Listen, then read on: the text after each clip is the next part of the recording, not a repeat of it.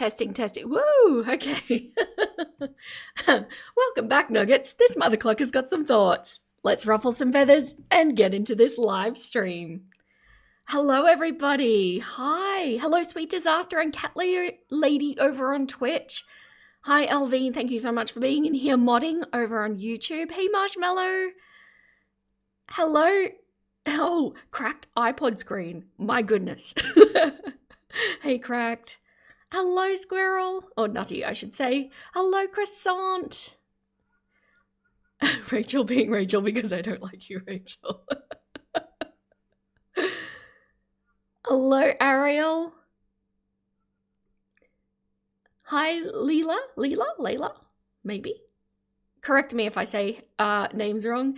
Hello, Wilkies. Yes, you finally got alive. I know. Time zones are such a pain in the butt. If I could like stream in all convenient time zones, I absolutely would. Hey, cats. Welcome back. Hi, Dead Not Sleeping. Hello, everybody. Hi, Joke. Hi, Sanjay. Oh, gosh, there's so many. Hi, Tiger. Hello. Hello, everybody.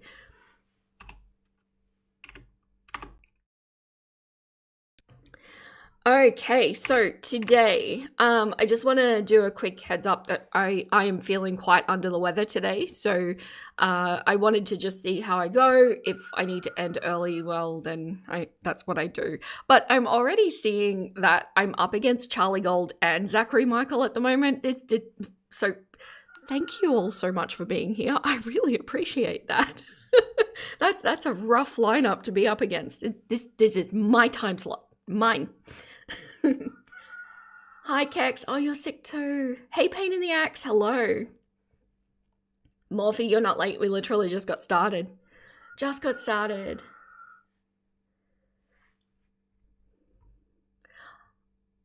Oh, Little Croissant, thank you so much for gifting 5 memberships to Sarah, Lazy Necromancer, Dammy, Ariel, and Melwell. Well done. Congratulations, everyone. You just got gifted a membership from Little Croissant. There is members-only content waiting for you if you dare. It's the stuff that I can't put up for free, so enjoy. And Rachel, by the way, is going to need to, settle down a little bit because I am working on another members-only video. And I really need to be getting that out. And they take a lot of time and a lot of research and a lot of scripting. So, madam, just settle your petal. You have a flock of chicks too, so you love my theme. Thank you so much.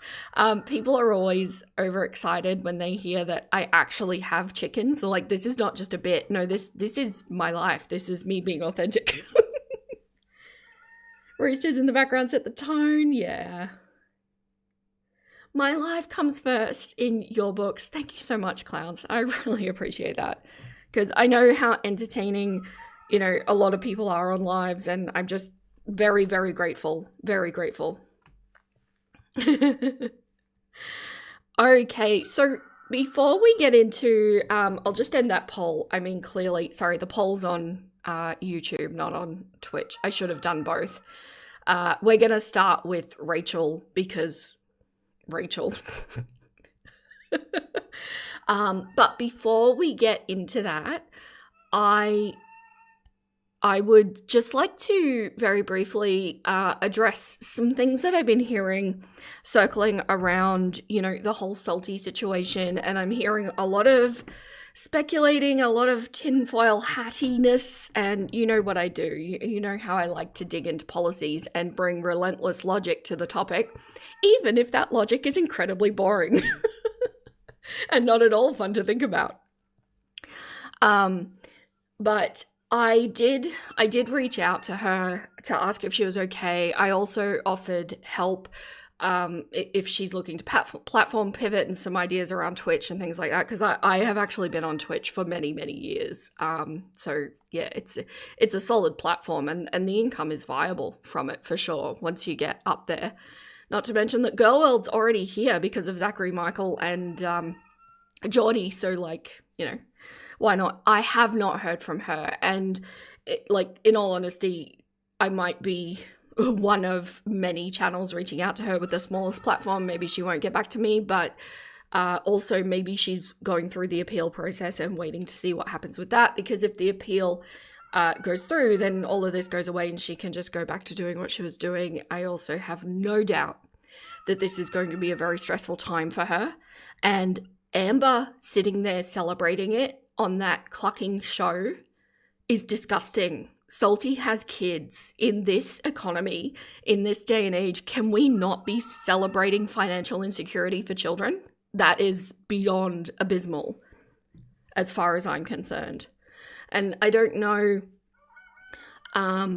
if she has a partner. I'm unclear on that, so this might be very bad. Oh gosh. Oh, Rosie, thank you so much for gifting 5 memberships. That one chick, Dancer Gal, Graveyard Flowers, Cats, you got one. And the Countess with Powers. I love that name. Congratulations, you all got a membership. Head on over to the members only content after this stream. Thank you so much. Oh, you are all so generous. Thank you. I appreciate that. Between her celebration of Salty and her saying that Beck was putting her hand out, she's been especially disgusting. Yeah, it really is. I don't think, like, regardless of what you feel about Salty, put that aside. There are children involved. That's not okay. That's really not okay. That I get that she's bitter about having gone through this, and actually to that point, what Salty is going through is actually different to what Amber's going through. Amber's just been demonetized. Salty's channel has been terminated. Those are two very different states of affairs. And if Amber got off her rear end, I'm mad, I'm sorry, and actually started posting, she would have that monetization back more than likely. So, like, it makes me very angry, very, very angry.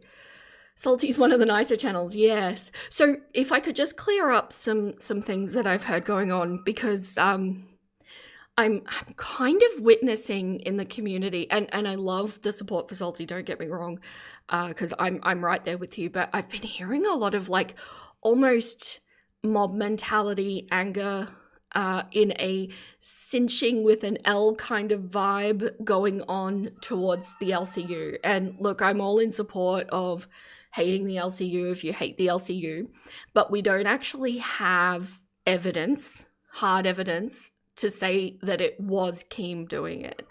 And I hate giving him the benefit of the doubt of that, but there's a few things as to why I take that stance. And, like, if you want to report them because they're a horrible channel, by all means, but to jump to the conclusion that it was them that took Salty down might, at the moment, not make sense.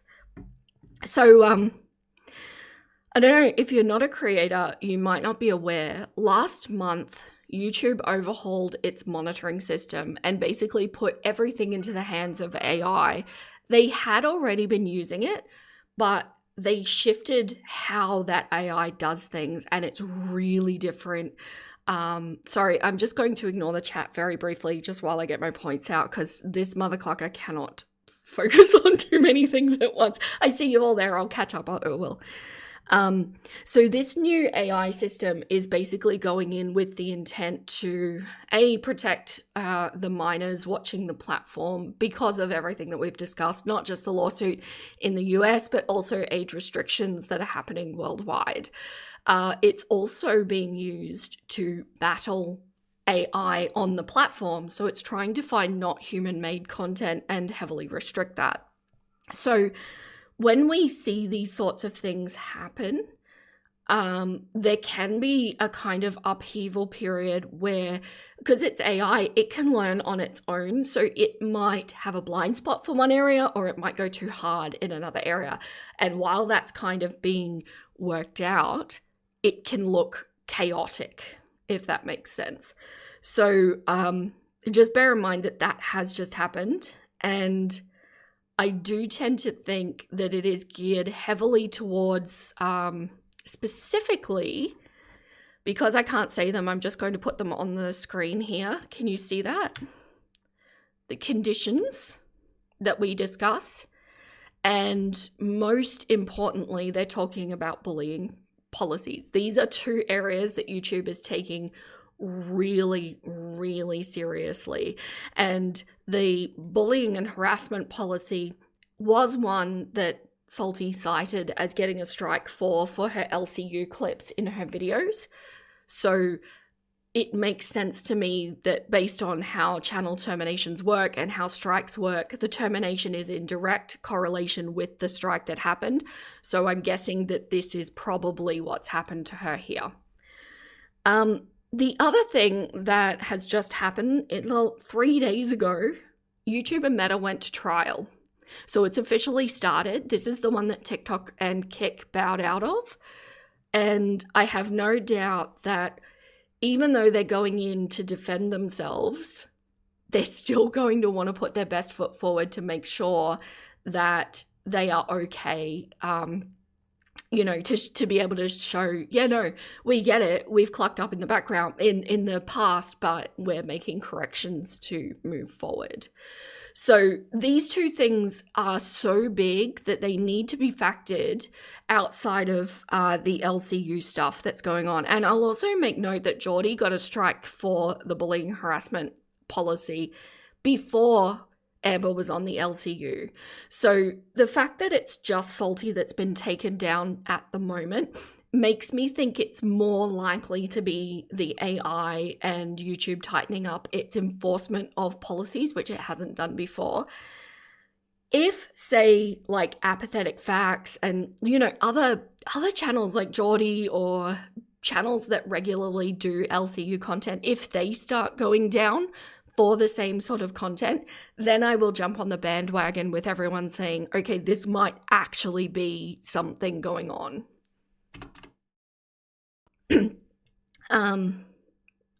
Because here's the thing, Keem talks about his contacts in YouTube, but the reality is the ankle has been hit, yes, but was it? I haven't seen, was it LCU content, and was it for a clip specifically? So the thing that with Keem, I know that he's got friends, and he's actually said himself that it's really just a person that he can get eyes on things, like he can get them to look at it. And to me, that rings true over he has some sort of secret power in the company, because at the end of the day, these are employees who want to keep their job and have rules and KRAs and, policies that they have to follow. Would somebody risk breaking rules for Keem? I don't know. It's possible. And I think it's worth keeping everything on the table. It is possible, but I don't know how far I believe that goes. I really don't. And, maybe there's some major conspiracy there, but I think there's some other things happening that make a little bit more sense right now. So without knowing from Salty exactly what happened, I can't reverse engineer the policies to be able to tell you definitively what she's going through and what might happen. I can tell you that account terminations are really serious, and it's going to be difficult. She's in a much more difficult position than what Amber is in at the moment. So is it a time for creators to panic? No. Is it a time for us to all be very aware, very watchful, and mindful about what's happening? Absolutely. And I think that everybody, my advice to me being a tiny creator doing this, but my advice seriously to any creators that are in here, read your terms of service. Know exactly what you can and can't say and be squeaky clean. It is your responsibility to make sure you know all of these, right? And there's some that can immediately be disregarded, like this one, for example, for me, right? That's great. But you need to know this stuff. So, just be mindful. And I think the most important thing when we're dealing with algorithms and things like that is it's not safe to assume that just because something has been okay up to this point that it will always be okay moving forward. It needs to be a constantly ready to move, ready to shift. A good example for this was my last Eugenia video got age restricted because it can now read. So previously we couldn't say the A word for the condition, and I knew that, but it could be on the screen. Now it can't be on the screen. Okay, so now I know that, I'm ready to move. And the reality is that YouTube wants to make money. The creators want to make money. If everybody is working towards the same goal there and working together on that, it should be fine.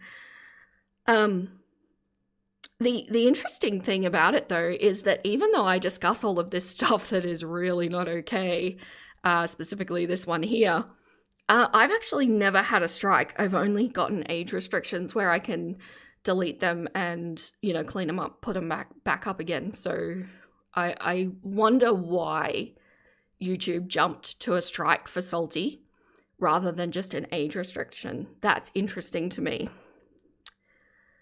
But yeah, I think that's pretty much. Oh, one other thing I've seen people talking about that I'm probably going to have the least patience with, I'll be honest, and that is that YouTube is targeting Girl World and they want Girl World gone.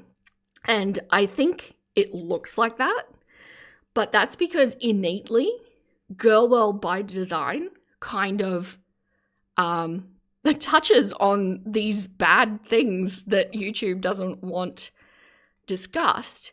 And if you're not careful, this one can creep in just by covering it, in a sense.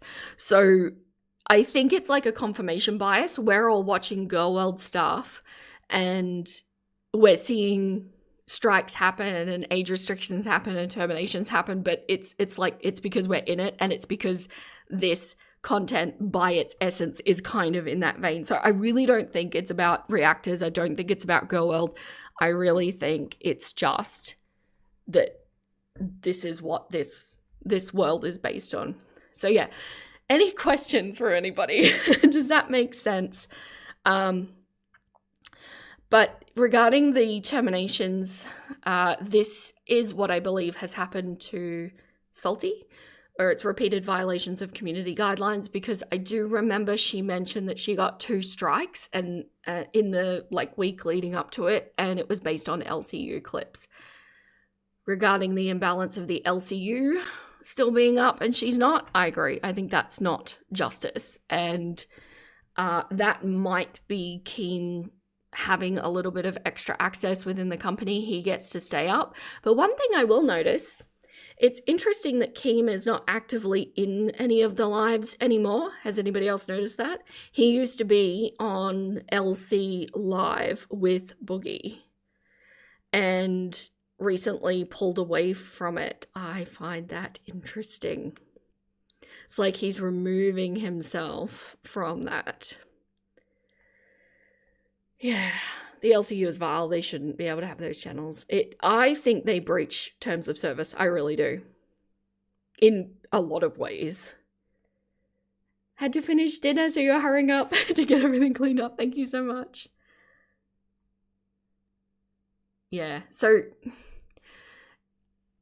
yeah, I think it is a time to be really aware. But I don't like this fear-mongering. I don't like this mob mentality going on. I don't like people messaging me saying, be careful, they're watching you. Stop it. Stop it. This is more than likely a corporate company doing what it needs to do to prevent getting fined or worse. More than likely, that's going to be the case. But I am remaining vigilant and watching and making sure that I move in time with everything. And if I even get the slightest hint of trouble from the LCU, I will be just deleting it all, because in all honesty, I don't think it's that important to my channel at all. You agree that sometimes Girl World is really flirting with bullying? I think we can say bullying, that's okay. We can't say the words that I use for conditions.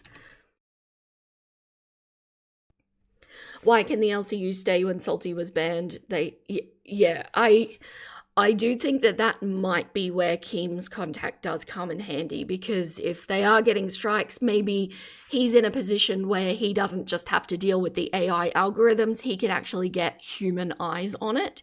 And that is a massive benefit, because that is something that YouTube really doesn't do that well, and probably one of the very few criticisms that I would have for the platform, and that is it's very difficult to actually speak to a human, like really difficult. You really hope Salty can get her channel back. She didn't deserve such a heavy blow since she's always done transformative content. I agree.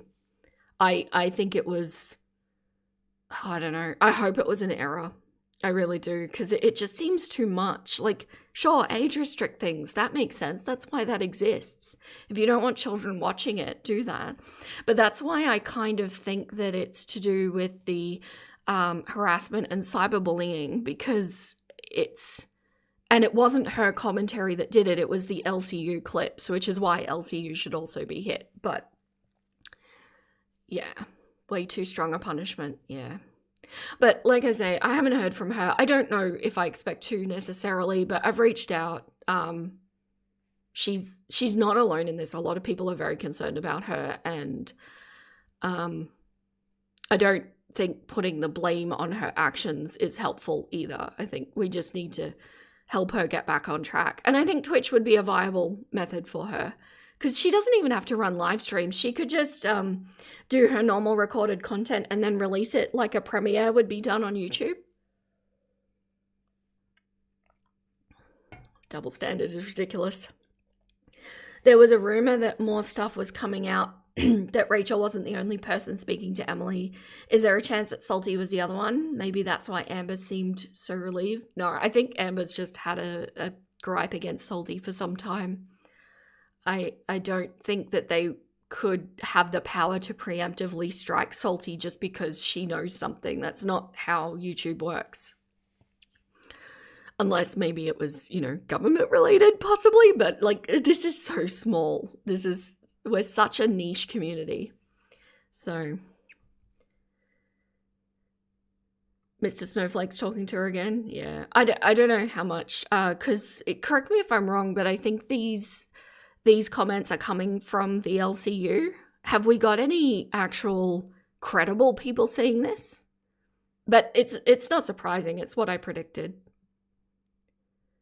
Amber hates Salty, always has. Yeah, she's had a real issue with Salty for some time now.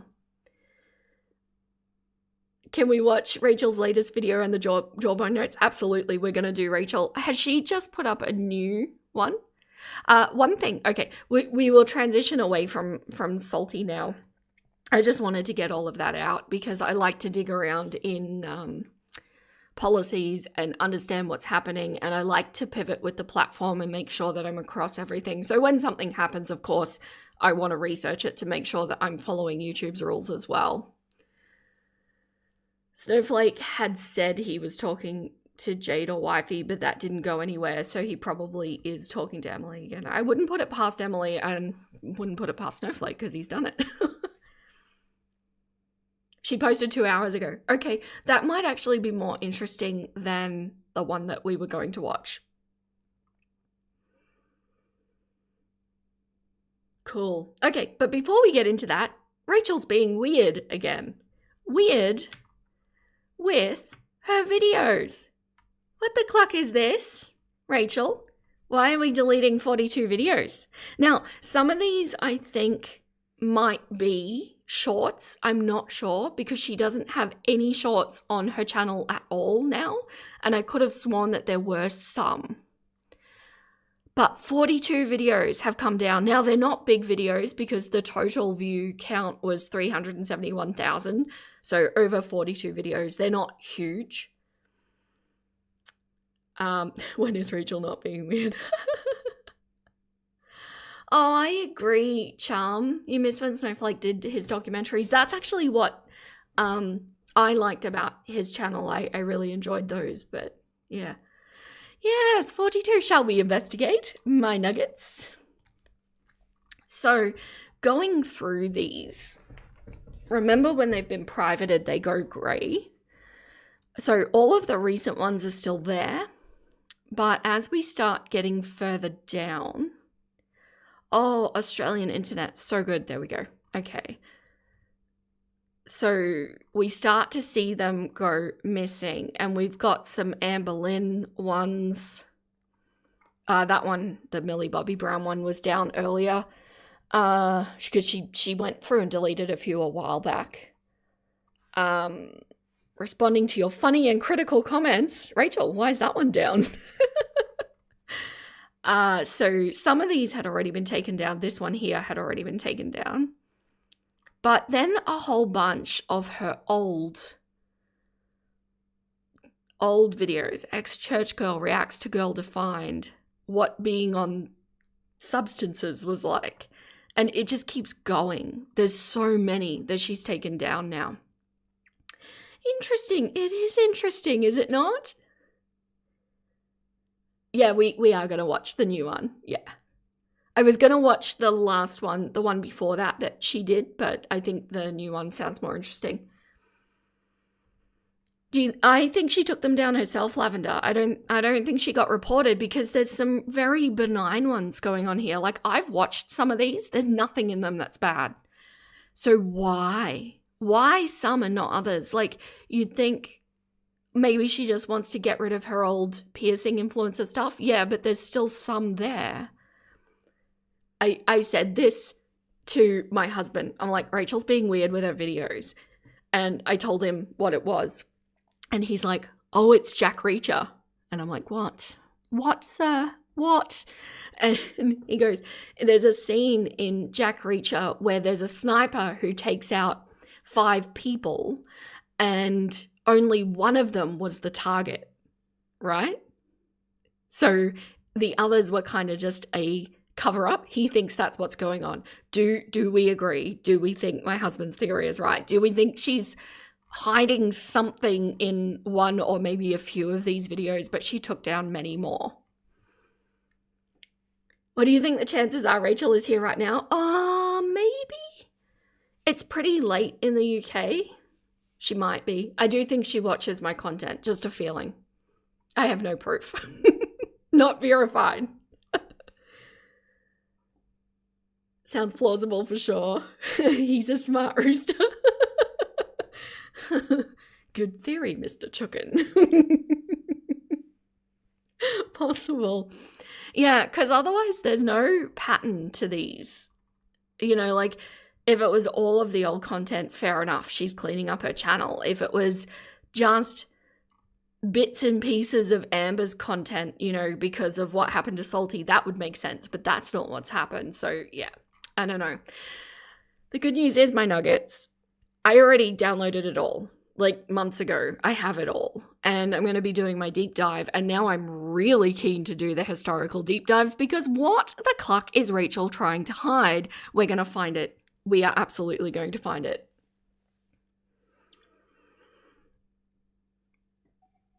Took down the content about Emily, maybe. It wasn't the big videos because they're still up. Yeah, these are all still up. So I don't know.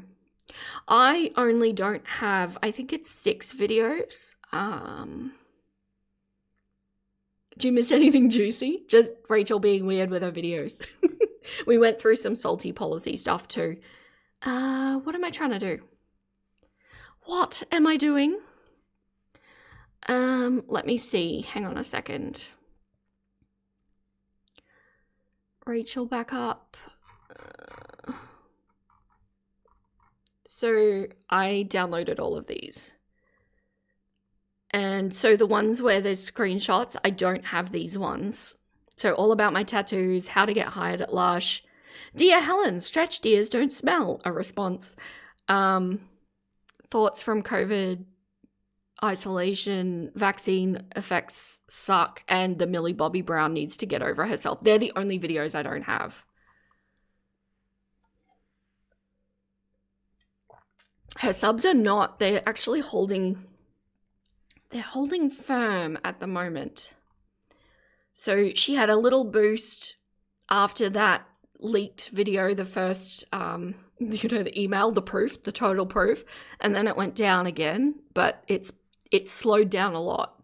So this is why I say I think she's about to turn the corner regarding her subs, but yeah.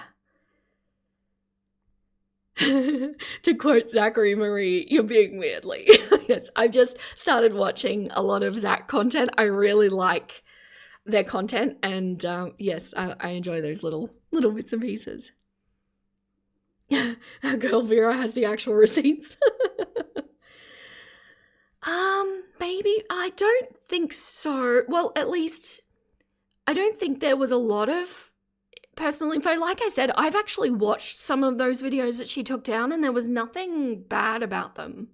Like the early piercing influencer stuff, there's nothing odd about them at all. Actually, she's kind of likable in them. So, how many subs did Rachel actually lose? Oh, so at her peak, she was at 65,000. And now she's at 49,000. That's substantial.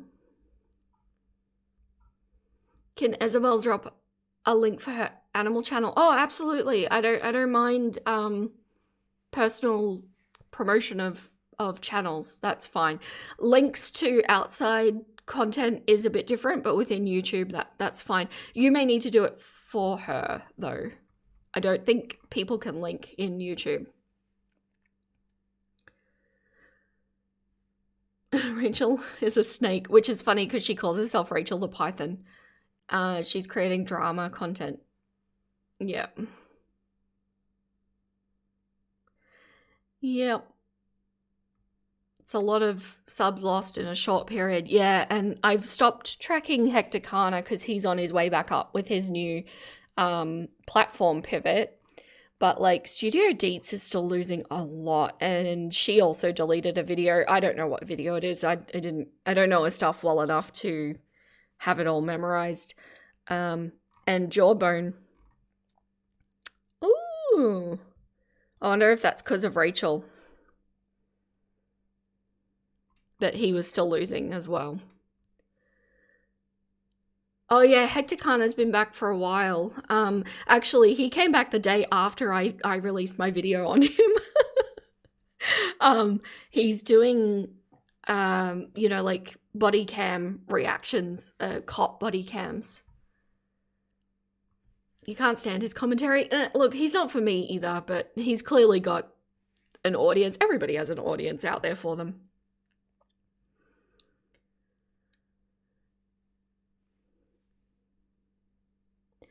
It was Deet's apology video that they no, Cats, they deleted that. She deleted that a while back. I actually highlighted that because I got curious about it.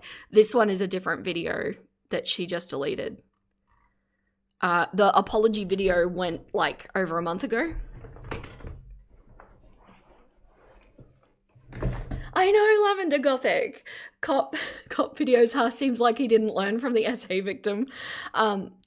I agree, and I thought that was really interesting logic at the time because clearly he's labelled the girl world community as being the issue that he had, maybe because of the Discord stuff, but it wasn't though. It was how he handled the actual true crime video he did that was so awful. You thought Hector Kana made... I've actually thought Hector Kana made the choice to stay off the internet to reflect and grow. No, he did not. He really didn't. But yeah, but it doesn't matter, there's space for everybody on the internet, so we shall let them be. Okay, well, shh, Rachel, no, shh.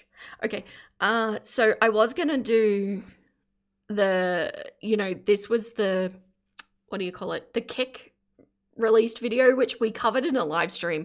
So to be perfectly honest with you, I'm actually glad to hear that she uploaded again because I felt it was going to be redundant. So this one, yes, we can watch this. Maybe Hector Carter, just maybe Girl World wasn't the problem. Maybe.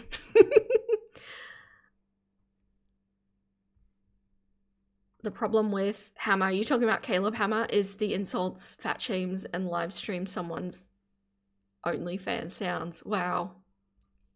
Yeah. Very disappointed to hear that he didn't actually do any self-reflection, but not surprised. I'm not either. I'm really not. It's just his logic doesn't make sense. I don't get it. But anyway, that's not for me to get. It's like what Charlie Gold said, only you can cancel yourself.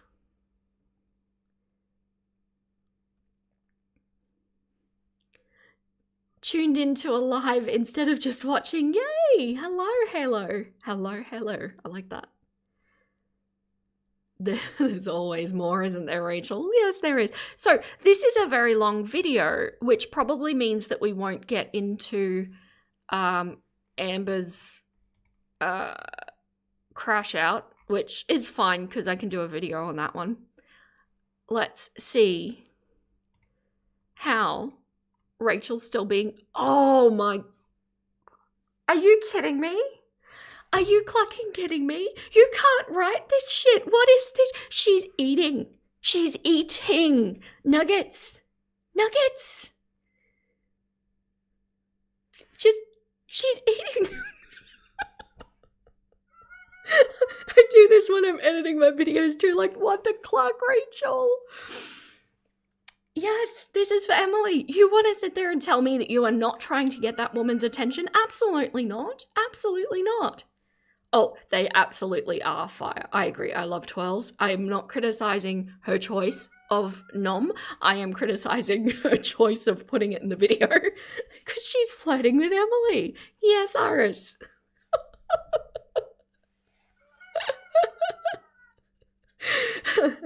So this is why I think she's doing this on purpose. I do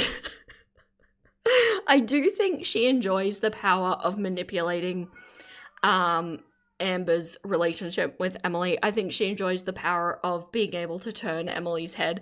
I think this is just baiting us at this point. But one thing that I will say with Rachel, can we just take in this whole situation that she's just gone and done, but like ignore the people involved? So let's pretend it's not Amber, let's pretend it's not Emily, let's pretend it's not Rachel. It's just like three randos. The willful putting yourself into a relationship with the intent to create chaos, with the intent to create fights, that is really disgusting when you think about it. If this was anybody else that you knew, how would you feel about this person inserting themselves into a relationship in that way? That was Freddie. You heard Freddie. Yeah, three random narcissists, but not even narcissists. It's just, it's not a good thing. You don't insert yourself into other people's relationships. It's bad. It can even be bad sometimes when you're trying to do it on a positive way. But to do it with the intent to try and break them up or with the intent to create arguments, that's not okay. Absolutely not. You feel sorry for Rachel's partner if they're still around. I agree with you, Darkwick. I feel that way too. We don't know if she still has a partner. She shouldn't. If that partner has any self-respect or knows what's going on. You're going to get these manly roosters figured out. I actually want to record each of their crows and make them the alert box sounds. I thought I'd try and draw like little chibi versions of each of them. So you know who's who.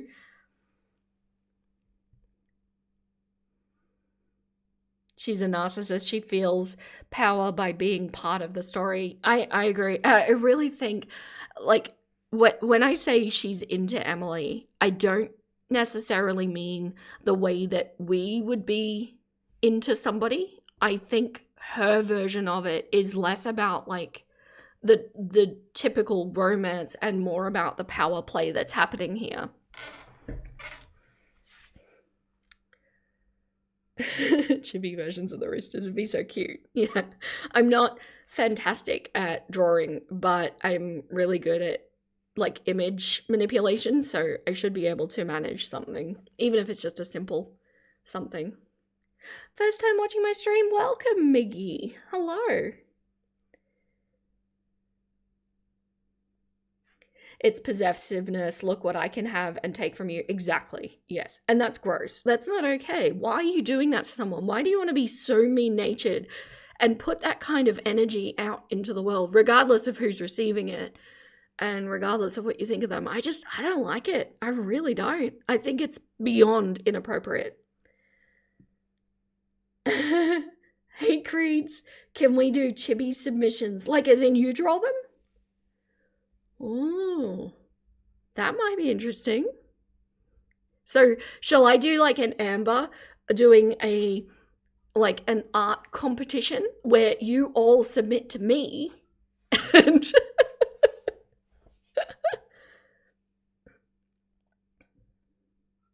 I could even put on the actual alert like who did it as well. That'd be fun. Would be fun. Hello, Moonlight. Thank you so much. I'm so glad you found me. Welcome. I can take your girlfriend / boyfriend if I want to type behavior. Yeah. Just, you know, I know you all know, but I've been married for a while. I'm very committed in my relationship and I take it very seriously. And I just think with the kind of respect that I bring to my relationship, I would be on a vendetta path if anybody dared try that kind of shit with my relationship. That would not be okay. You'd love an art comp. Okay, maybe. All right, let me work it out. Probably, actually, let's just say, okay, I'm looking for chibi roosters. Of the ones that I've got 4 roosters at the moment. So Tay-Tay, Ziggy, Freddie, and Axel. And submit by like via my what do you call it? I can't speak. Via my community tab post. If you're interested, it's this one here. Visit community. Which I should check. I always mean to check when I come in. Oh, who's this? French. Oh, almost 3 years since this pooch stole my heart. Oh, it's beautiful. This is Hajim? Jude. You got her before American Thanksgiving and she's living up to her reported heritage of Chihuahua and Pitbull. A Cheeble? Oh my gosh, that would be a lot. On our walks, she loves our pigeons and crackle friends, and so watching her react to your boys. Oh, yes. Sorry, this is in response to a comment that somebody left. If anyone reading this ever needs a breather down the road, just picture this face zooming around to see where feathered friends are chatting up. Oh, beautiful face. Yeah, so on my community tab. A bulwa. Oh, yes, cute. There could be so many different reasons, the need for power to punch down, envy, etc. She feels like it will give her the sense of power and status over her. Yeah, I agree, Benita, for sure. Hello. My ex had 2 long-term affairs and it actually psychologically destroyed you. Yeah. You still question your sense of reality and have severe trust issues. You hate cheaters and people who interfere in relationships. I wholeheartedly agree with that. I'm sorry you had to deal with that. That's not good. I can't get my head there. I don't know why you would want to cause such dissent in somebody's relationship. I really don't. Oh, we've got a bot in Twitch. I'll just let this play and I'll deal with that bot.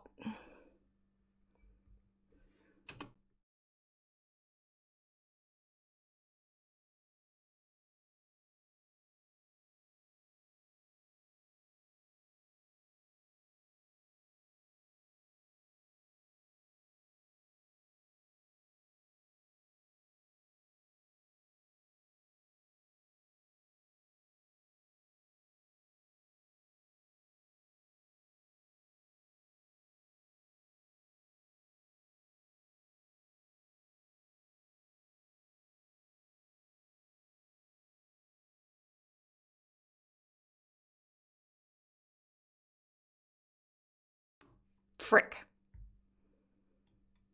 Sorry.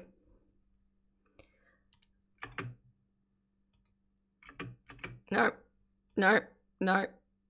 One clucking job, Vera. Like, can you get your shit together? It's because I keep changing headphones. I'm sorry. Okay.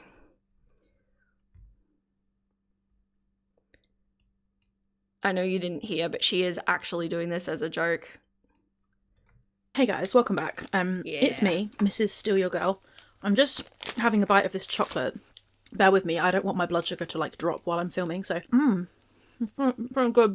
That was good. I hope it has the desired effect. Anyway, so it did, but we still don't believe this is a joke. I don't believe this is a joke. I still think that this is, like, she's disguising it that way, but this is still getting Emily's attention. You're going to have such a hard time convincing me that it's not that. And hello, girl, please. Hi. I had so much fun binge watching all of your videos yesterday. I liked as many as I could when I was in the vicinity of my tablet. But she's addressing it too much now, and it's like, no, I'm sorry. I can't believe that. I can't believe you. Cute, really, Rachel.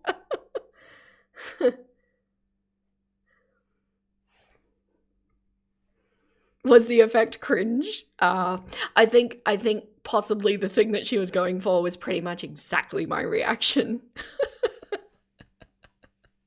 How many, out of interest, my nuggets, because I can only watch so many reaction channels, there's only so much time in the day.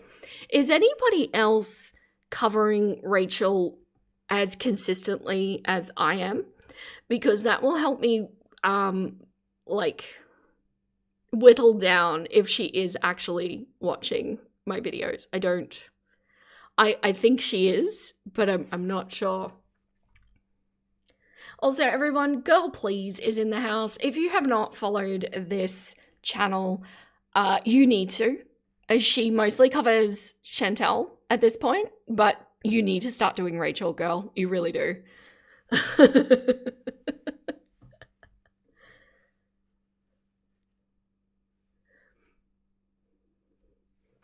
Sometimes Zachary Michael. Yes, I've seen his stuff, but he's not consistent. Sometimes Charlie too.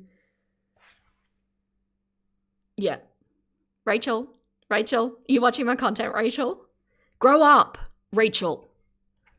So in this live stream that we're about to watch together, you're going to see Amberlynn Reid try to defend and walk back statements that she made about her girlfriend being a f***er. Statements like this. Can you imagine saying, I want to order a 20-piece nugget, and your partner saying, how about 40? On multiple occasions during her time on her channel, when angry, Amber would get on camera and confirm these allegations that Emily was a f***er. Now this rumour, as you all know, came up from content which was found on the internet once Amber and Emily...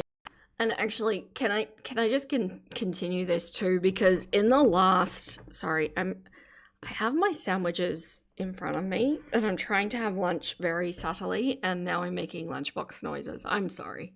So professional over here. In my last video, I criticized her for the way that she speaks about DV victims, and I stand by that. And can I just say the amount of people that were in my comments that said that the way she talks about it is extraordinarily triggering is exactly what I was concerned about by the way that she speaks about this. She does not have the education, she does not have the life experience, she does not have the foresight or the empathy to be able to be discussing these kinds of topics. And she is potentially doing harm, because all I'm thinking about is, what if somebody right now is in a coercive, controlling relationship and they are experiencing some very bad stuff, and maybe, just maybe, it doesn't look like the quintessential, oh, I walked into a doorknob. Maybe, like everything in life, it sits on a bell curve and things look a little bit different. Maybe they don't present outwardly like somebody who is experiencing this. And then they listen to somebody like Rachel discussing these topics and saying, imagine not knowing the day that you that, you know, you got kicked or whatever it was, that line that she then tried to defend badly. And then you internalize that and go, yeah, this is what I was afraid of. People are not going to believe me, which means people are not going to help me if I need to get out. And that makes the already incredibly dangerous situation even more dangerous. And this is where my brain goes. And I just, it's appalling. And I don't know, I've lost a lot of patience. A lot. You'd feel like shit. Yeah. Hey, Mono, hello. Another live. It is. And you did when you heard it. Yeah. Yeah. Like I said in my video, I don't think that people should apply the things that we're talking about to themselves, because a lot of the time it's very nuanced and, you know, it's a very specific set of circumstances, but that doesn't stop people from internalizing. And I learned this myself because there was one, I've forgotten what video it was. There was one Eugenia video. It was, sorry, one moment. Have a bad throat today. One of my Eugenia videos, one of the chaptered ones, where I said, she was talking in a certain way in it, and I said, you know, just listen to this and tell me how old this sounds to you, because to me it sounds like a 12-year-old or whatever. And then somebody said in the comments that they are autistic and their friends are autistic and they talk like that to each other all the time, even though they're like 22 or whatever the age was. And that's where I kind of realized, yeah, okay, the things that I'm saying, people will internalize. So I need to be mindful about who I'm speaking to and how it's phrased, because I don't want to alienate anyone. I don't want to make people feel bad about themselves. It's like the opposite of what my channel is supposed to do. And I think it's very critical, especially like that was kind of benign, like that's just a way of talking, right? But this is not benign. It's not. And what the way she addresses it, the way she talks about it, her limited life knowledge on it is not okay. It's just not. Exactly, just triggering as well to think back to those moments when you felt like that. Yeah. Rachel seems like the sort of person whose moral understanding just changes depending on what serves them. Also depends on how much money is on the table, I think really shifts how her morals sit. Like she has no principles or consistent references, if that makes sense. It does. And my theory is just that she's had a very uneventful, very untraumatic upbringing with just kind of an easy path of it, and she just doesn't get it. She doesn't know what it's like to be dealing with trauma in your background. Everything here is hyper specific to these incredibly extraordinary people. It's about these people, not anyone in the audience. For example, not being able to wipe isn't shameful or bad to anyone else. The issue is that Amber uses it as a way to abuse her partners. I agree. I fully agree with that.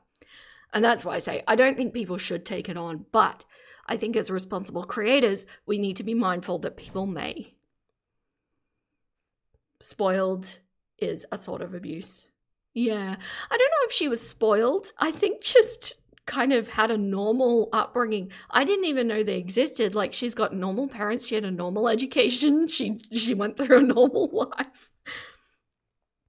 It's all about the drama, money for Rachel. 100% girl, please. So, yeah, I just wanted to have that rant because I didn't quite get it out of my system in my video. Thank you for listening.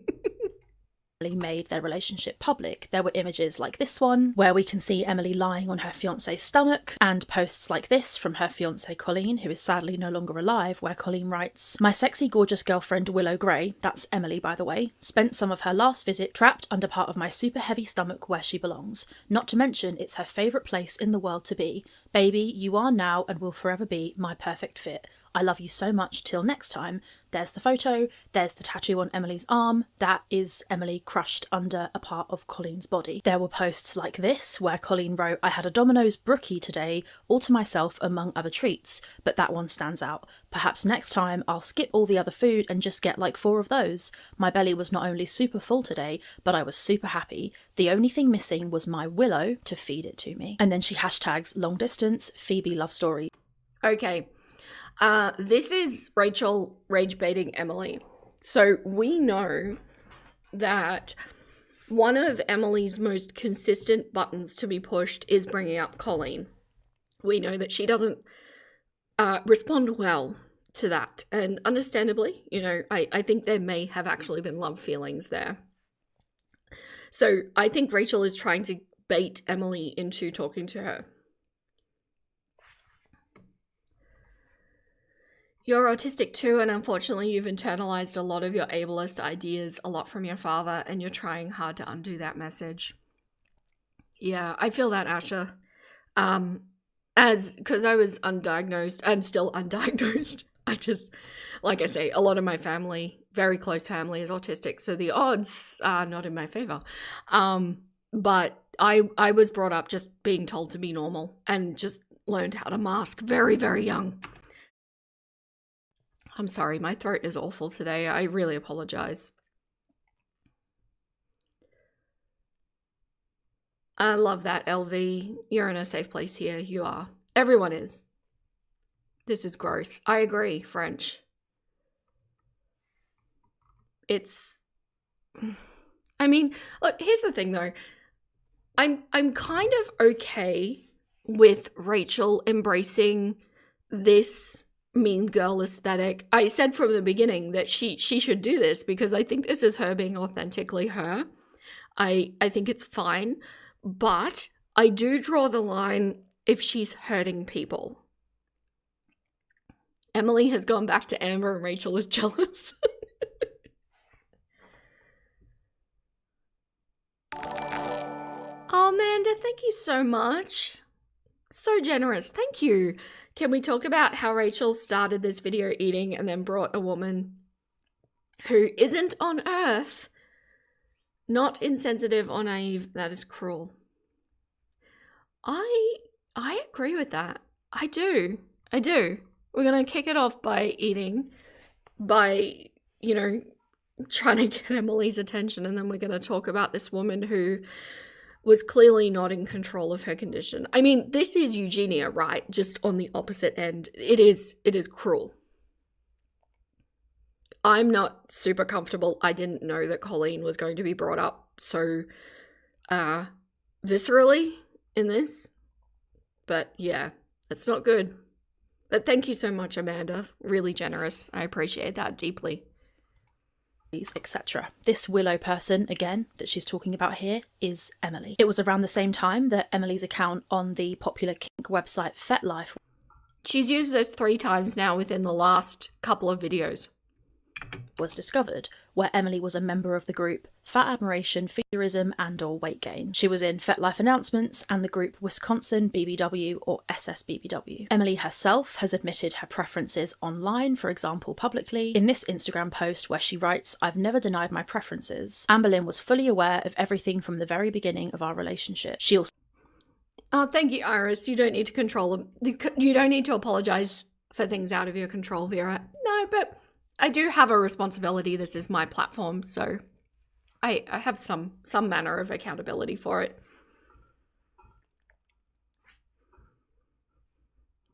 She's doing scorched earth on Amber and Emily. She's really pissed about them breaking up. It's psycho. Actually, the interesting thing about this is I have a feeling this might actually be more about the money and turning the subscribers around than it is about Emily at this point for her. I think this woman is so incredibly money focused. She can't see past it. It's a really sad way to be because money is very fickle, and anybody who's had a lot of it and then lost it will know what that's like. Money is not the thing that matters in this world. So long as your base needs are met, it doesn't matter a great deal beyond that. Also followed multiple SSBBWs on social media, for example this person here, Zhao the Dreamer. Now Amber has gone back and forth about this on her own channel. At first she claimed that it was all a lie and Emily wasn't a feeder. No, she is not a feeder. People think that she's a feeder and she's definitely not that. Tommy is not a feeder at all. Amber claimed that Emily and her partner were only doing this for money. Now hang on a second. Okay, I just want to highlight here, because she just went through, where was it? Here. I've never I can't speak. I've never denied my preferences. Amberlynn was fully aware of everything from the very beginning of our relationship. People are now using my preferences as an excuse to invade what little privacy I have left. So I've gone through this before, but in the predilection research that I did, it's a members only video, by the way, for all those people that just got new memberships. It's the AI paraphilia video. There is a difference. So when it comes to this kind of quote unquote, predilection, you're going to be dealing with two very distinct types of people.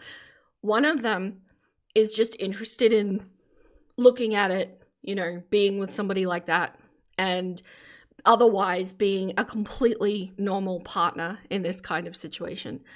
The other type is an active participant in adding to the condition that is on the table. So to use the term feeder, that is an active, like one who feeds, right? It's an action that they're putting on someone. We don't know, and I hate to give Emily the benefit of the doubt, but we don't actually know for sure which one of those she is.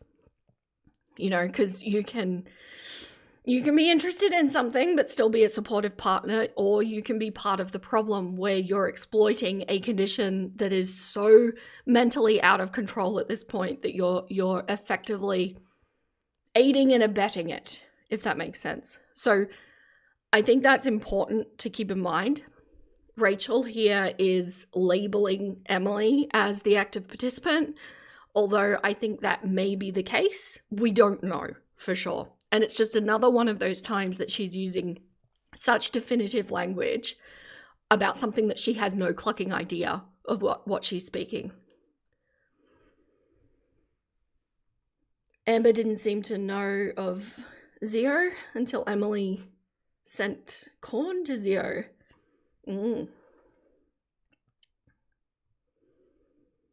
Rachel is not a happy camper, that's for sure. I'm new to Girl World, but Rachel seems to be personally invested in these two people. You are not wrong. Way more intense than other reactors. Very weird. Yeah, it is.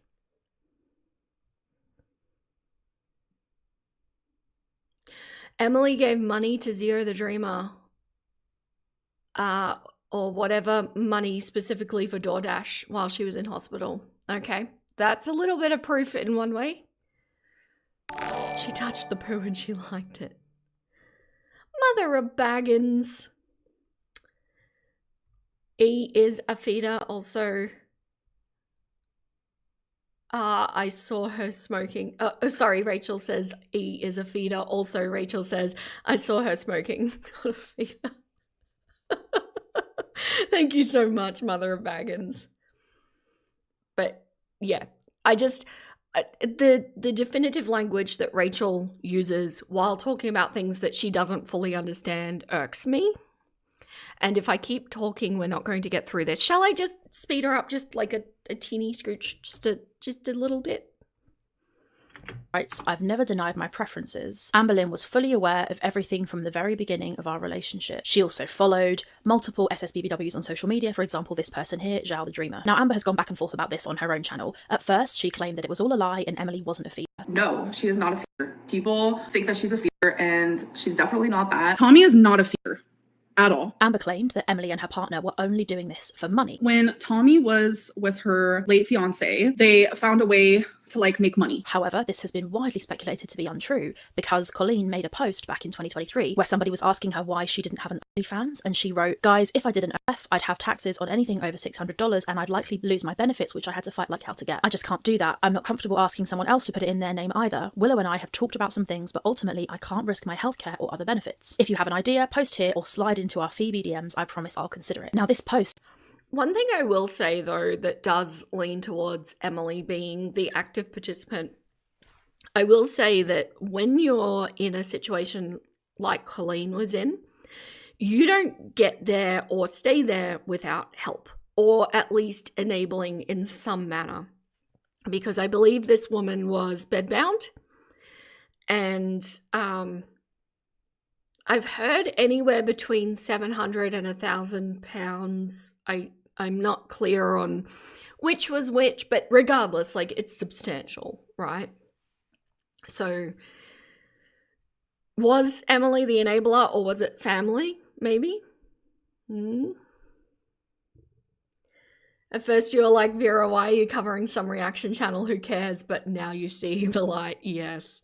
I don't just willy-nilly cover reaction channels. It's problematic reaction channels specifically. So I've touched on Rachel, Studio Deets, Hecticana, and a little bit of Jawbone, but not much. And I did consider adding FFG, but then her channel went down, then I lost interest, so...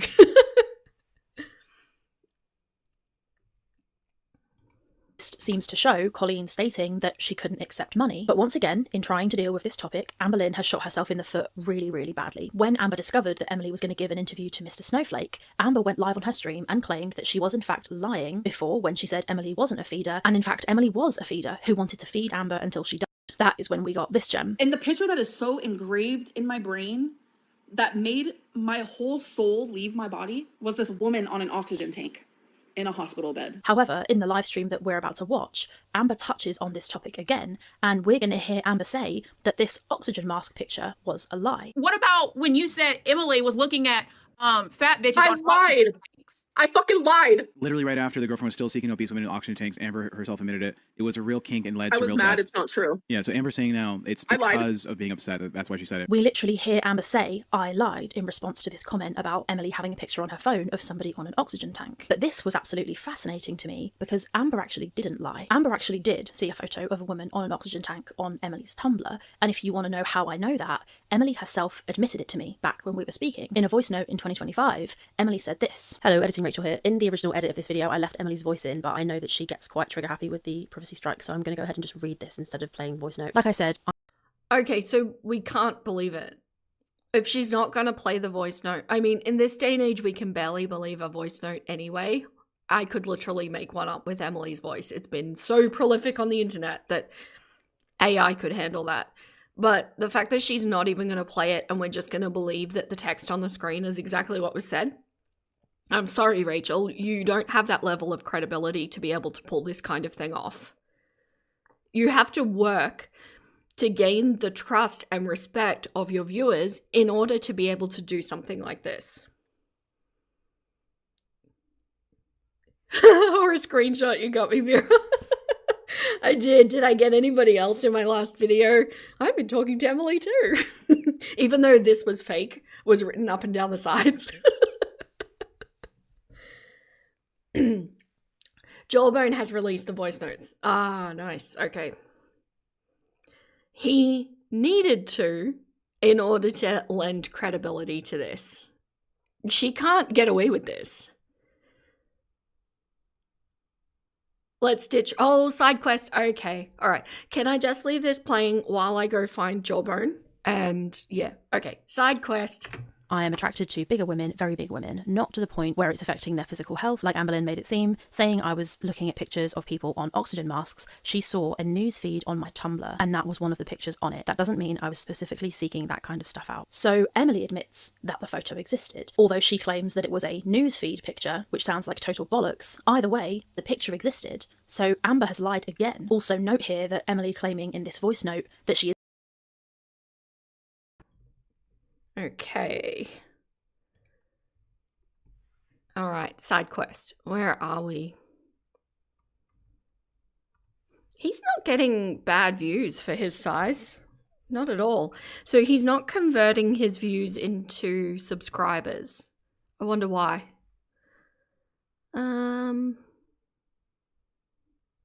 Where am I looking? Sorry.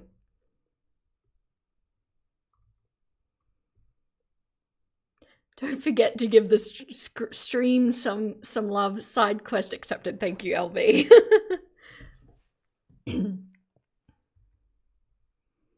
Do we know which video it is, my nuggets? I'm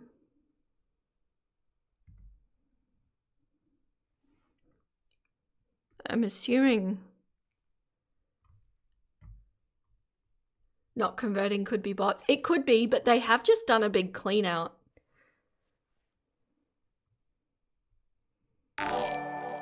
Veronica, thank you so much. I appreciate you. You are all so generous. Thank you. You think Emily was making money off the Colleen stuff, but Colleen didn't know. Also think Emily sold the crumble cookie video. Really? Oh, the scandal, Veronica. I'm trying to look. Does anybody know which video it is? I'll let Rachel play because this is the most recent one, but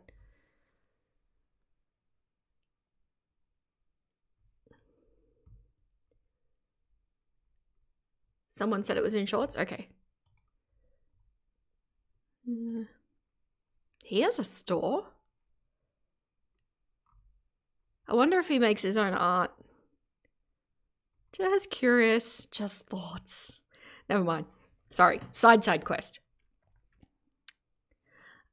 This looks like it. Okay.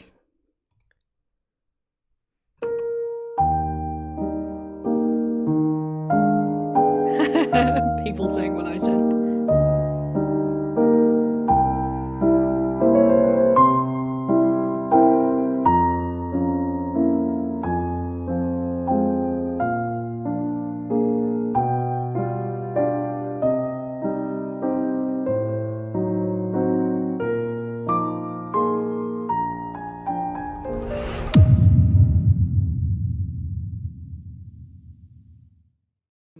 I could have just screamed when she said that everybody's making it seem like I was so harmful to her, and that was not the case. And as far as Amber Lynn, her saying that in her live stream, I could have just screamed when she said that I was encouraging her to eat, or, oh, now I can lose weight. That's bullshit, and she knows it. I'm the one that tried to get her to not quit Ozempic. She was like 2 weeks into it when she was complaining about side effects. I'm like, it's not even enough time for your body to adjust. She's like, well, it's not working. I'm like, well, increase your dose. And she had like every excuse under the sun. And about this feederism thing, I will answer. Like I said, like, I'm attracted to bigger women, very big women, not to the point where it's affecting their physical health, like Amber Lynn made it seem, saying I was looking at pictures of people with oxygen tanks. She saw a news feed thing on my Tumblr, and that was one of the pictures on it. That doesn't mean I was specifically seeking that kind of stuff out. But anyway,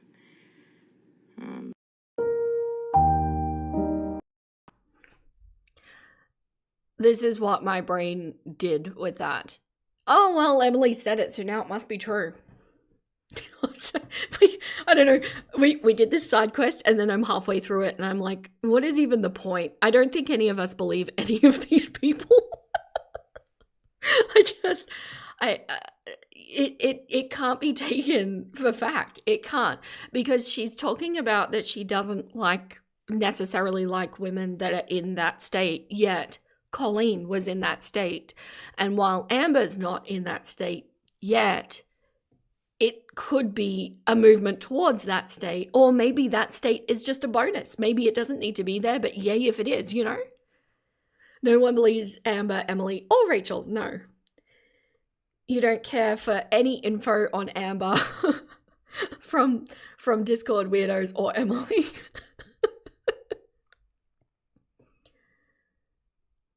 it's a mixed bag. They'll mix things together, lies and truth. I agree, Isabel. I agree with that too. Oh, Iris said the jawbone stuff is AI generated, unfortunately. I'm sorry, side quest. I need to look. Because I can usually pick these things when I see the image, but the image was too small. That would have been very easily created if that's AI. Very easily. I don't like it when people use AI as a reason to not improve themselves. That's my criticism.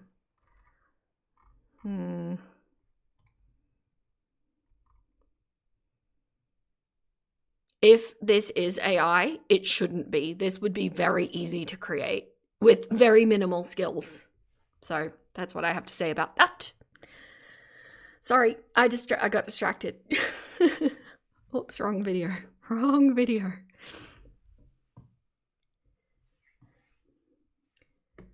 Does she think we are stupid just to listen to whatever she says? Yes, that's exactly what she thinks, Mono. She's actually called her viewers idiots. She legit thinks that.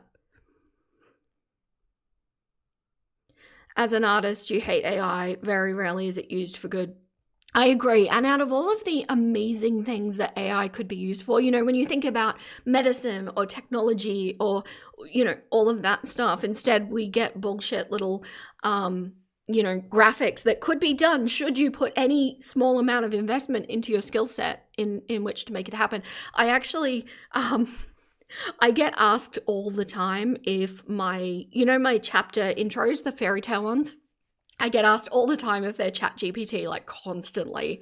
And it's just like, you know, people can still write. Even though AI exists, there are actually still artists doing their art forms out there. It's a thing. And this is an AI-free channel now. I have used AI in one video, and that was before I knew about, you know, the environmental impacts and everything like that, and just kind of realized the direction it was going, but absolutely zero AI in this channel now. Like, what do you... like what, to plan your birthday trip with your husband from the Middle East? Yes. Yeah, because we can't possibly plan trips for ourselves, right? Google Maps, not a thing to see where places are. She's talking about Chantal, by the way. I love your name, by the way, for her. Girl, please. Shanty. Love it. In Australia, it would be Shani. That's why you love painting. You don't even like reading books on a screen. You feel 100% people should commission artists over using AI. I agree. And it's why I took the time in one of my live streams to actually prop Milky's artwork up. Like, whether it's your cup of tea or not is not the point. She's an artist actually doing art, and we should support that. Shazza. Yeah, that would be Sharon, though. Sharons are Shazzas. Isn't into people who are so big that it's affecting their health is total absolute bullshit, and we all know it. She moved in those circles. She was on Phoebe. She was on FetLife. She met Colleen on Phoebe. There is so much proof that not only was she... I am officially instating a ban on discussing Chantal's boil in this live stream. It's all over the internet and it's distressing.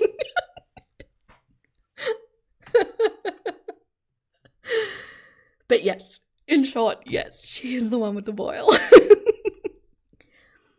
You spent 43 years learning to draw and paint. That's what it takes. People are too lazy to bother, you know, at all improving their skill sets.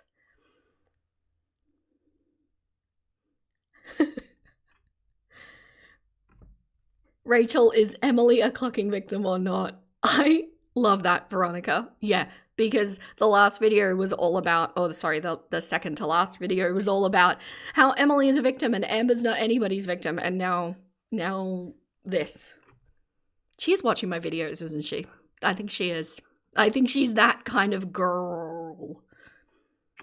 dating Colleen, who made this adult content, but she was taking part in the content and being a character, if you like, in the feminism corn that they were making. It's also worth noting that when Emily met Colleen on Phoebe, Colleen was already absolutely huge. It's true that Colleen was making this content before she met Emily. She'd been extensively involved in the feminism and feminism content community long before she met Emily. And Emily had her account on FetLife long before she met Colleen also. I think it's a very strange, suspicious conflict of interest that you would claim that you're interested in helping your partner to lose weight, but at the same time, you're making feminism content with them. If you're into huge people and you're dating a huge person, they know it. They know you like it. They know that's what you're into. How are you supposed to actively encourage somebody to lose weight when they know that you like their body? And we've seen this in Amber. She's lied in the live streams and said that she weighs 520 pounds. She absolutely doesn't. And I make this point here not to body shame her, but purely to make an empirical statement about her.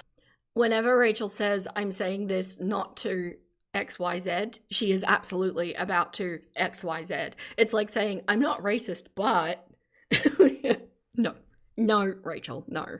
Size, she is bigger now than ever. Look at this picture here from April 21st of 2023, where Amber weighs 528 pounds, and then look at this picture here, where Amber is claiming to be 518 pounds. She is saying that she is 10 pounds lighter in this green shirt than she is in this picture here, and the truth is that that is clearly not the case. Throughout the live stream that we're about to watch, you're going to hear Amber Lynn claim this kind of central defense of Emily, which is that she's not a feeder, she's a fat admirer, and this is a narrative that Emily also tried to peddle with me. Emily sent me extensive screenshots that... Oh my god, Rachel.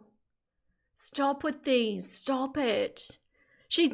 Okay, alright, I need to shift my mindset because I think I'm lagging behind a little bit where she was actually trying to clean up her image with the feminism stuff and the Jacqueline Hill stuff, even though it was very transparent what was happening. I think I need to shift my mindset from that to we are leaning fully into lol cow mean girl. That's where we're going. Okay, I'm going to really try and focus on that because clearly, right? Not to shame her. She's always shaming women. She is. She's not a girl's girl. Unlike me, I'm not a people's people. I am a chookin's chookin.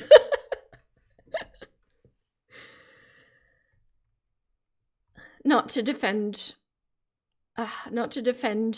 or anything, but if there are those who want to feed to make bigger, then the inverse must also exist, yes. Those who enjoy watching someone, yes. So yes, Lightning Walker, that absolutely is a thing. Sorry, one moment. Yes, and both ends of the spectrum, I believe, should be held complicit. It's just incredibly difficult to prove that somebody wasn't on that path in the first place. And I know this sounds very morbid, but I had a lot of people, quite a few comments actually, of people concerned about Amber, that this action might lead to her wanting to make a permanent decision. And the reality is that with people like Eugenia, people like Amber, they've already made that decision. It's already in play. It's just their decision is extended and long, like it's slow motion. And so how do you prove that somebody who's done that and somebody who's helping it happen was complicit? I don't know. I think they should be held accountable in some way, but our court systems don't really accommodate for such nuance like that.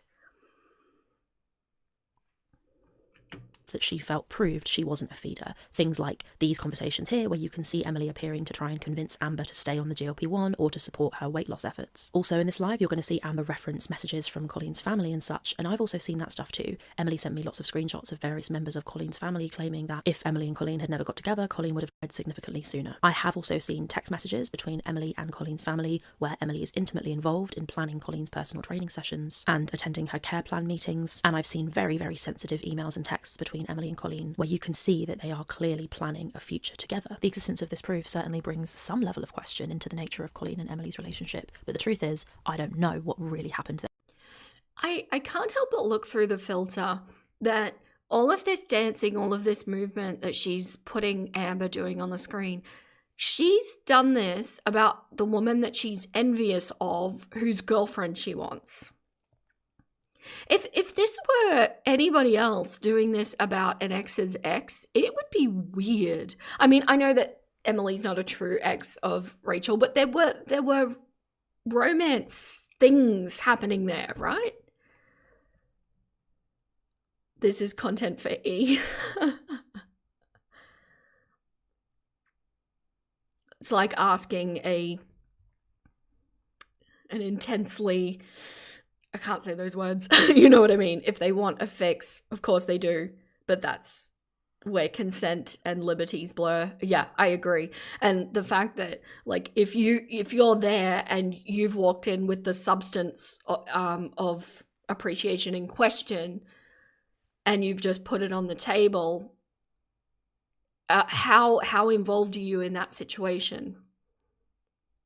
You know, it's an interesting kind of rabbit hole to delve down into ethics and morals. Legally, though, it's not really a thing.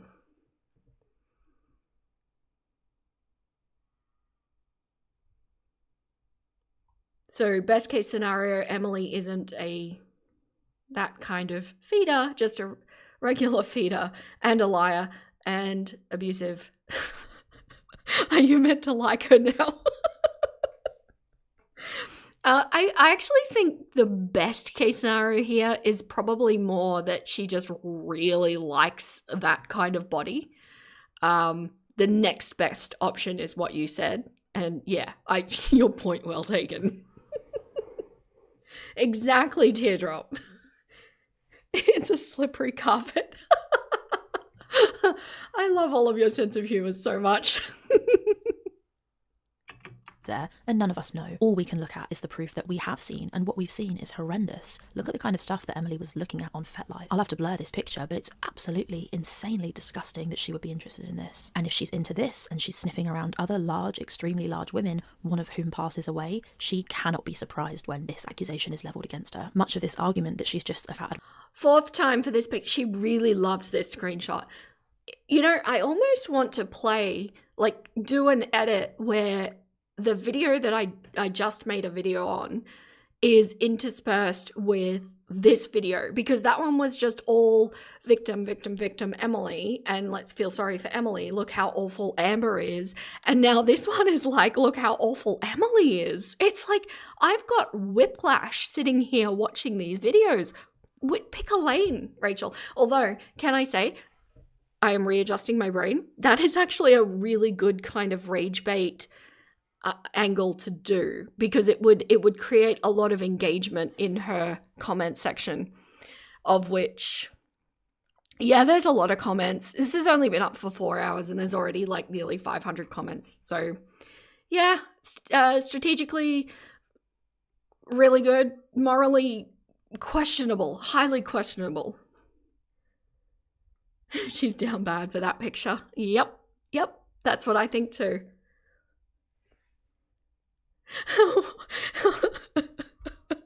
What the clock did I just come back to? Nutty, yeah, sorry. I'm just stepping away from my computer a bit. I'm gonna let this play though.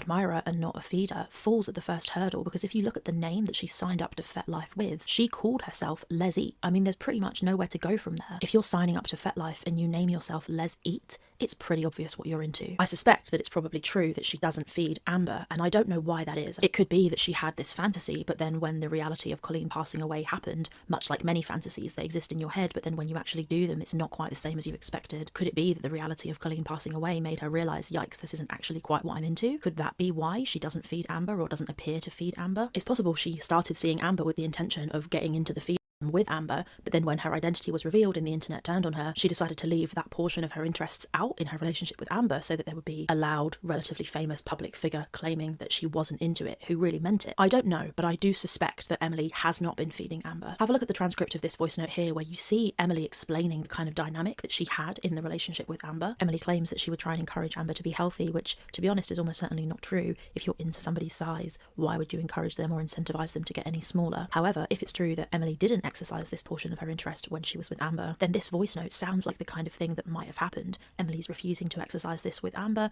and Amber feels rejected and angry about that. Emily says, I would encourage Amber to be healthy, and also when she was losing weight, and I would compliment on her on it, and she would get offended. She's like, I know you're attracted to big people, so it's offensive when you say I look small or I've lost weight. She's like, don't do that. And I'm like, but it's not like that. And she's like, I don't care. I know what you like. And she would try and say things that would play into the feeling. And I would be like, I'm telling you, I'm not into that part. And she's like, I feel like you've done that with your exes though. And I'm like, no. And she's like, why won't you do it with me? And I'm like, that's not the case, Amberlynn, stop. And she would literally get upset with me over it. So I don't know. So this is Emily claiming that Amber would be angry and defensive about the fact that Emily wouldn't do the feminism with her. This is Emily. Rachel is stealing my colour. Can we put in a complaint to the powers that be? Does she stealing my colour? Where are my dots? I don't have my dots. So I am going to do a video on this video. I don't think that we will get all the way through this video in this live stream, but this is far too fascinating to not do a video on. Get over Vera. We ride at dawn. I know, right? Like, look, it'll be 2 seconds, but look at my dots.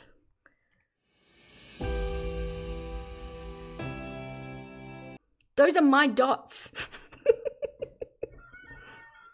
Get your own branding, Rachel. Yeah, I'll definitely do a video on it. Because I do videos on things that are still going to be remembered in 6 months. So like the big things, right?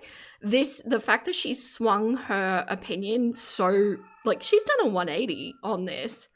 It's too interesting not to do a video on. Rachel better not get chickens next.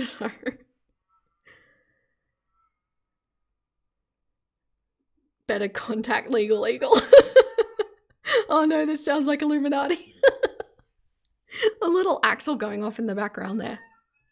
Oh, that was Ziggy. Okay, I'm gonna keep going. Emily claiming that Amber wanted to do it and she tried to get Emily to do it with her, but Emily wouldn't. I suspect that this is probably true, but I don't know why Emily wouldn't do it with Amber. For me, the bottom line with this topic is that Amber is trying to enforce this separation between feminism and fat admiration. She's saying these two things are not the same. And while I agree that you can fancy fat people and that's not that deep, I'm a fat person myself, right? But when you're into the levels of extremity that Emily was and is with the size of the people she's interested in, at that point, these two things go hand in hand. When it gets to that level of extremes of fat admiration, the two become inseparable. Feminism and fat admiration are one when what you are into is somebody who is so large that they are going to pass away. Amber may be being honest when she says that Emily didn't exercise feminism with her, but she's certainly into it. So I absolutely deny this claim that there is a separation between feminism and fat admiration when you're talking about extremes like this. So this is why I say this. Whether Emily is aroused by the actual eating of food itself, it doesn't matter, because she's aroused by the result. The bigger the better. Stuck in bed? Hot. Can't. No, I disagree. It does matter. There is a distinction there that is so critical, because one is participating in the active decline of the person. The other is just appreciating what's there. Now, the question becomes, if Emily was theoretically just the person that appreciates what's there, would she stay with a partner that she loved? Should that partner be successful on a health journey? That's the most important question, because the reality is, if Emily, and just to clarify, I don't actually think that this is what Emily is, but I'm just deviled advocate, okay? I innately want to disagree with everything Rachel says. But she argues so definitively that I feel that I need to argue the opposite just to balance the situation that's going on. Because if Emily were the kind of person that, let's just say, got with Amber, Amber went on Ozempic, Amber absolutely smashed it and lost, like 400 pounds, and Emily stayed with her and Emily still appreciated and was attracted to her, that puts a very different light on Emily. So there is a difference. It does matter. You think it's smart to be argumentative of all the parties in this mess? I can't help myself. I hear definitive language and I need to.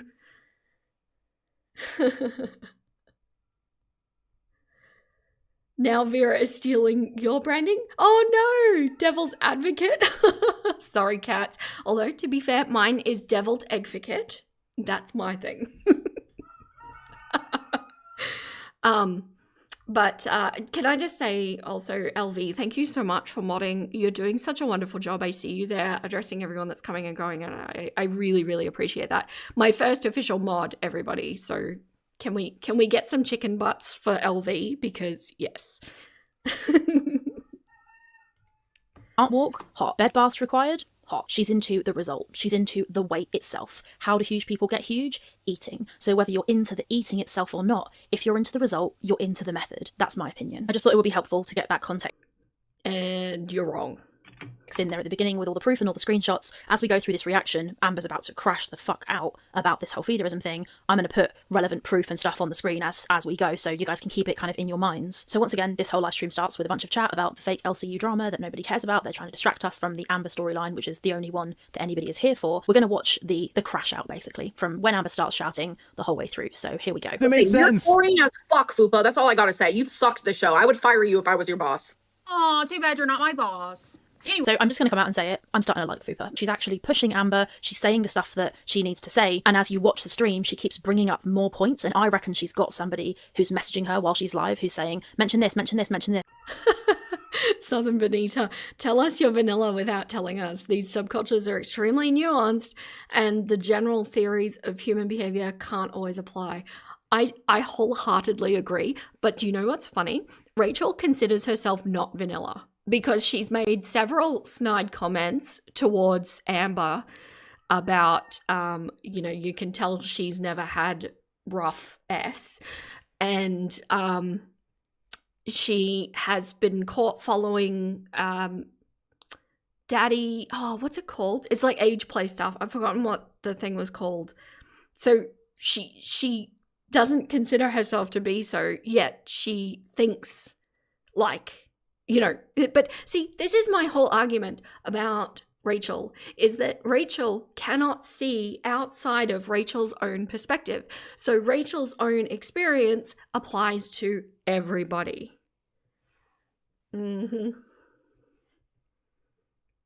Rachel ain't vanilla. She like that fake dollar store imitation vanilla. See, I'm always going to sass people a little bit for making fun of somebody's looks, because I do think it is the lowest possible kind of humor that we can throw. That I encourage. Let's get creative with the insults. I appreciate that. Thank you. Daddy dumb little girl. Yes, that's what it was. Thank you. Yeah.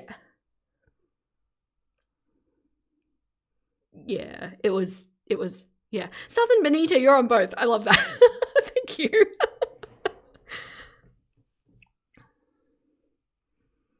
Yeah, it is daddy dumb little girl. That is the term. Yeah. And there's screenshots of her following these kind of like Instagram accounts and stuff. It's, yeah. But she can't, because this particular predilection is outside of her own set of predilections, should they be there, she can't get her head into it, because she just, for a philosophy degree graduate, it's astounding how close-minded she is to any other experience in life. That should have been the crux. It should have been like day one shit. Look at all these things. Look at all these perspectives. Look at how many things are right and not necessarily wrong. And yet none of that. We don't have any of that. This. Either that or she's got notes, because she knows what she's talking about. So I will say, in this stream, in my opinion, Fupa is actually kind of smashing it, and you're going to see she gets Amber very mad, which, as we all know, is the goal. Anyway, You guys are boring back as to fuck. the Emily shit. Oh yeah, by the way, about that. So not on this show, my love. Not on this show. When she says my love, I find her so incredibly in suffering. Not on this show, my love. What she doesn't realise is she is the one who is being used by Keemstar for the content. And we'll see as we go on. Keemstar knows exactly what he's doing. He is finally having the response that he wants from the audience. People are glad. Is it philosophy, not psychology? Did I say psychology? I meant philosophy. No, she definitely has a philosophy degree, not a psychology degree. I'm so sorry if I just misspoke. I know, I caught that too, girl, please. Insufferable, Rachel, not insuffering. Amber is being pushed. The only way to make good content out of Amberlyn Reid is to piss her off. And I think that is a truth universally known. This live stream, we have to admit, is very entertaining. And it's because Amber crashes out. And that's just the truth of it. You guys can do whatever the fuck you want on other shows, but not here. You're not. My girlfriend, What's the Emily my shit? girlfriend is not going to be. That's less valuable. Yeah, I actually asked when I first started covering Rachel, I asked all the nuggets, you know, what would this degree realistically be for in this world? Because back in the day, you know, where philosopher was actually something that you could be, these days it's not weighted. And the resounding thing was basically it's a pre-law degree, which makes sense, right? Because it's supposed to teach you critical thinking. It's supposed to teach you how to argue and debate. Oh, sorry, not argue, but debate.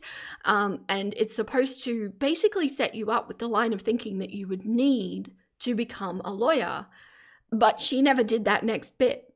So it's essentially like having an arts degree where, like, yeah, you went through it. No shade on anyone that has an arts degree, but I'm saying, like, the companies are not looking at these degrees going, oh yes, okay, let's do that. When, yeah, I don't. Basically, it looks like she didn't follow through on what she was planning on doing, because why else would you choose to do philosophy? It's not anything. You have a friend who's a philosopher, he's nuts, harmless, but still nuts. At least at least he may have taken it on. Rachel went through the degree and hasn't applied any of it to herself. And that's why I say she's essentially proven that she's good at academics, which is a skill set. And I will say it's not a skill set that I'm good at. I'm not practiced at it. It's something to be able to, you know, learn, retain, be able to regurgitate on demand, research, write, you know, essays and things like that. That there's no shade on that. That is a thing. But that's all she's got. She did not apply her philosophy degree. Yeah, political science with philosophy also makes sense. It does, yeah. She's book smart, but not street smart. Yeah, she's not wise at all. No, not at all. She is operating in regards to life experience on a very young level. An arts degree is useful, though. There is a whole industry, many actually, that is art-based, design, textiles, fashion. Yeah, that's true. I suppose it depends on what you're doing in your arts degree. Also, I will just note maybe arts degree in other countries is not the same as it is in Australia. An arts degree here is really more of a degree that's used as a stepping stone to get into, say, like med school or law school or things like that. It's like a jack of all trades kind of degree here, where it doesn't really benefit you at all in the industries that you'd need to make work, like to make money. So, didn't she say she was 29? You've never guessed she was still in your 20s? Girl, please. I accidentally did the same thing. I wasn't trying to insult her, but I did age her quite substantially. I thought she was closer to my age. And I was sorry for that, because I don't want to make fun of people like that. Do you mean liberal arts? Oh, I don't know what they're called everywhere else. It's just called an arts degree here, Bachelor of Arts. So it might be, what I'm talking about might be the Australian variant. I don't mean to insult people all over the world. Sorry if arts degrees mean something else. You thought she was mid-30s. She's 29. Yeah, no, she's 30 this year. Your ex did an arts degree prior to teachers college. You need a bachelor's to get in. Yeah, and that's what arts degrees are usually used for here too, because there's a lot of, degrees that require that bachelor or undergrad and you do it in an art, so you get to try sample a little bit of everything, and you kind of, it's also a really good way to learn what you want to do in life, because you can kind of just, you know, you can do a little bit of chemistry, or you can do a little bit of music, or, you know, and it's just all over the place. Amber's girlfriend is girlfriend, not she gonna is a be- confirmed death feeder. Hey, Her what- ex got up to like 1,000 pounds and was in a air facility. True. And there's actually photos of Emily laying on her gigantic fucking stomach. True. And so her ex was also into feeder corn, and they were True. on. Can you serve her, mute her, please? Tech? I can, but I'm Yeah, so it's true. It's true. I don't know if she was into the corn, but she made it. Not only did she make it, there's evidence on Twitter of Colleen travelling to various events where she met up with other creators who made the same stuff. She certainly made the content, and she certainly made it with the help of Emily, and that is just a fact. Amber thinking here that she's the queen of this show and she can shut people up and mute them or whatever. It's fantastic to see Amber get so well dressed down by somebody. Fupa is telling everyone exactly what needs to be said, and like, I'm not going to lie, it's brilliant. Like, good job, Fupa. This is what needed to be said to Amber. And she even goes into the kick later, and I know people are like, why is Rachel still talking about the kick? You're living vicariously through Fupa there, Rachel. You're not going to convince me she didn't want to be in that position. If you don't care that somebody lied about physical abuse, then you're not my kind of person. Like, sorry. I know Girl World's a laugh and we're all just here for a hee hee and a ha ha, but lying about physical abuse is serious. And when Amber lied about that, she was trying to defend the fact that she'd mentioned that she was R-worded by Casey. So she's lying whilst trying to defend another lie. So it's very important that we prove that she lied about the kick. But anyway, forget about the kick. I will not say the word kick anymore in this live stream. Okay, we'll carry on. gonna have to ask Thank some you. questions because I'm still trying to Yeah, follow of the course. story. Of course. Okay, Thank so you. I appreciate you. Emily's the girlfriend, right? Yes. This is the one that you took a break with on Friday. Mm-hmm.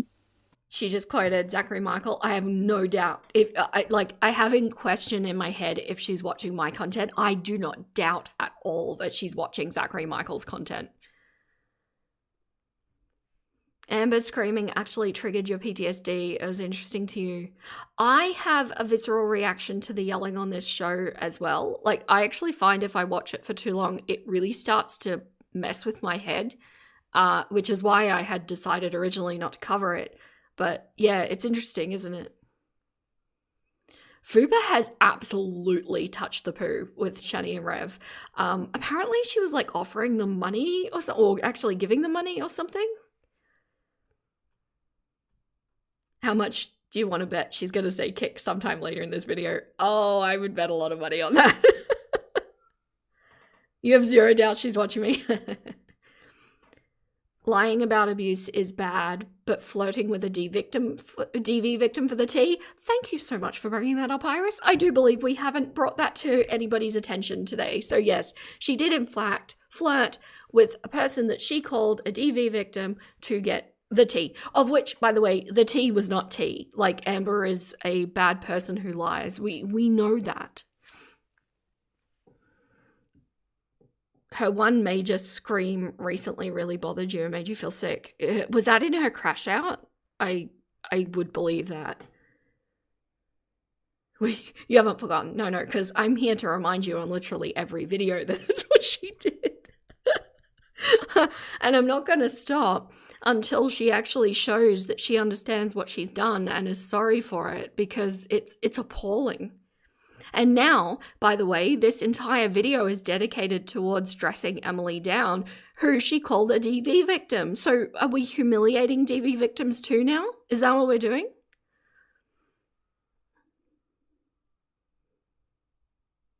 CM reaction was great. Yeah, I was actually editing my Rachel video while listening to his Rachel video.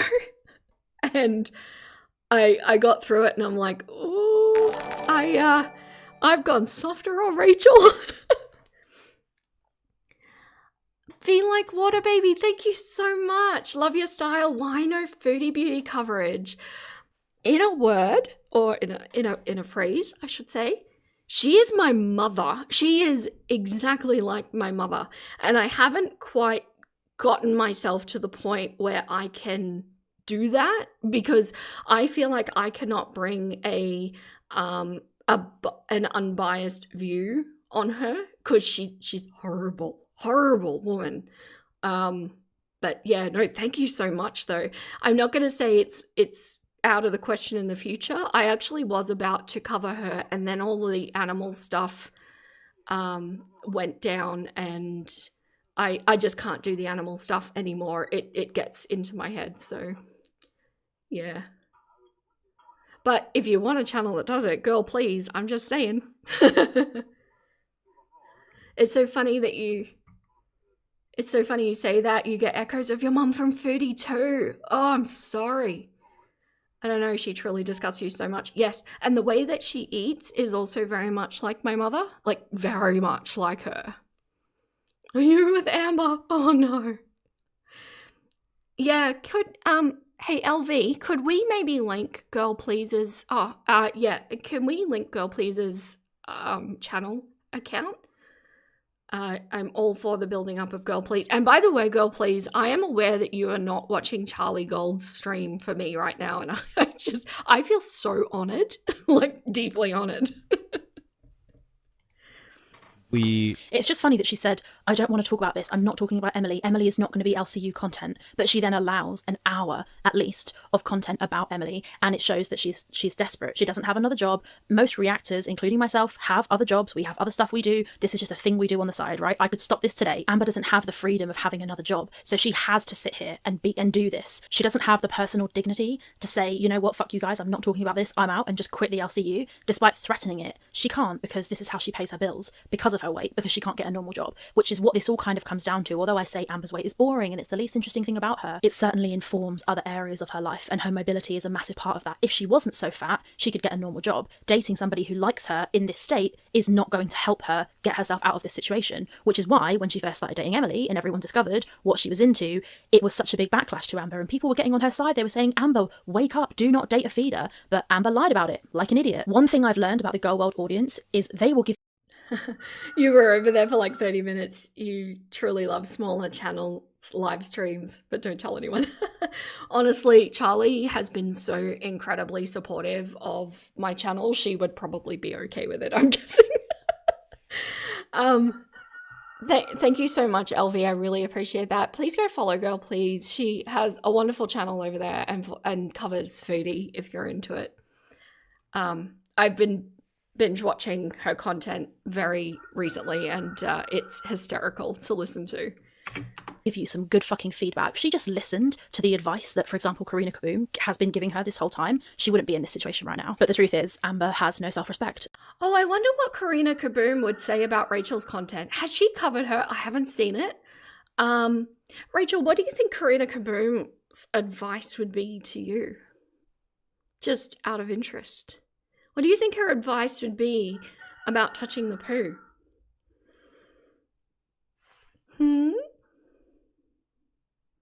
Oh, Iris, you're used to being in the replay gang, but it's worth staying up past 2 a.m. Oh my gosh.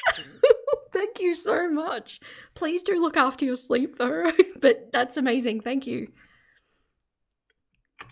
And she will date anyone, including somebody who is so obviously only with her for her size. Talked about it, and people already know. There was that kick stream that did not end. It's been covered by Locale Glass today. It was covered by some of the other detractor channels.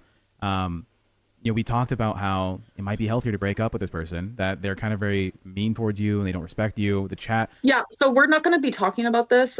Karina has not covered Rachel, but you'd love to hear her cover too. Yeah, and see, the thing is, I used to watch Karina a lot back before I was a reaction channel. I really like to put as much time and effort into actually making content now, so I don't watch as much. But Karina has some amazing advice for new creators, and I've learned a lot from her. And I feel like if Rachel had watched her and taken on anything, like the philosophy degree did not take it on, she would not have been doing this. Rachel is such a hypocrite. Hearing her talk about Amber having no self-respect annoys you greatly. Yeah. This is why I say I think we just need to think of her as leaning into the mean girl, leaning into the lol cow. I really think she's just decided she wants the money more than she wants her integrity, and that's okay. That's a choice. She can do that. But if we kind of look at it as though we were watching Amber, it makes a bit more sense, I think. Is she still obsessed with Kermit the Frog? That's her thing. That would be like asking me, am I still obsessed with chickens? What are you thinking? On this channel. I'm down to not talk about it if that's what you want to do. I love tech. I mean, I don't know. Do I love tech? No idea. But I love how he's like, I mean, I'm down to not talk about it if that's what you want to do. But then he subtly continues to talk about it and just poke and prod and say little comments to draw Amber out. Is he a wrangler? I don't know if he's a cow or a wrangler, but we have to admit he's bloody good at it. Keemstar, please do not take tech off the show. I'm enjoying his presence. Not that you give a shit. I don't want Scooter back. This is so much more watchable with these two than it was with Scooter and Sweet Tea. Keep her server muted. Keep her server muted because I cannot speak when her fucking voice goes over mine. The thing is, though, she's saying facts. Amber just doesn't like it. The reason that we all are saying this and having a go at Amber about this topic is because she put her girlfriend on the internet. So it's just the double standard. Like, I can call her a feeder, but if somebody else does, that's not allowed. It's so hypocritical. If Amber rages and makes money off a live stream where she goes, she fed me nuggets, she likes to feed people until they... That's what Amber said. But all of a sudden, Fupa wants to push her on it and say, what about this? All of a sudden, Amber can't stand it. She's always been scared of the truth. Amber, what did you want? So, you know, you have helped me protect my girlfriend throughout the LCU, and I've appreciated that very much. Right. And now that's like over. That's like broken. I'm fully aware. And I'm here to accept that for what it is. Except that she's not. She says, you're not going to protect my girlfriend and that's fine. But I still have messaged you out of anger, muted the person who's talking about her, and have now got you to come onto this stream to, try and discipline Fupa? Fupa is saying what everybody wants to say to Amber. Sucks because it's leaking into my real life. I'm literally... I'm sorry, but I am obsessed. I was about to say exactly what Rachel just said. I'm sorry, but... I just cannot get my head around the flip in attitude that we've had from this video compared to the 2 videos before it.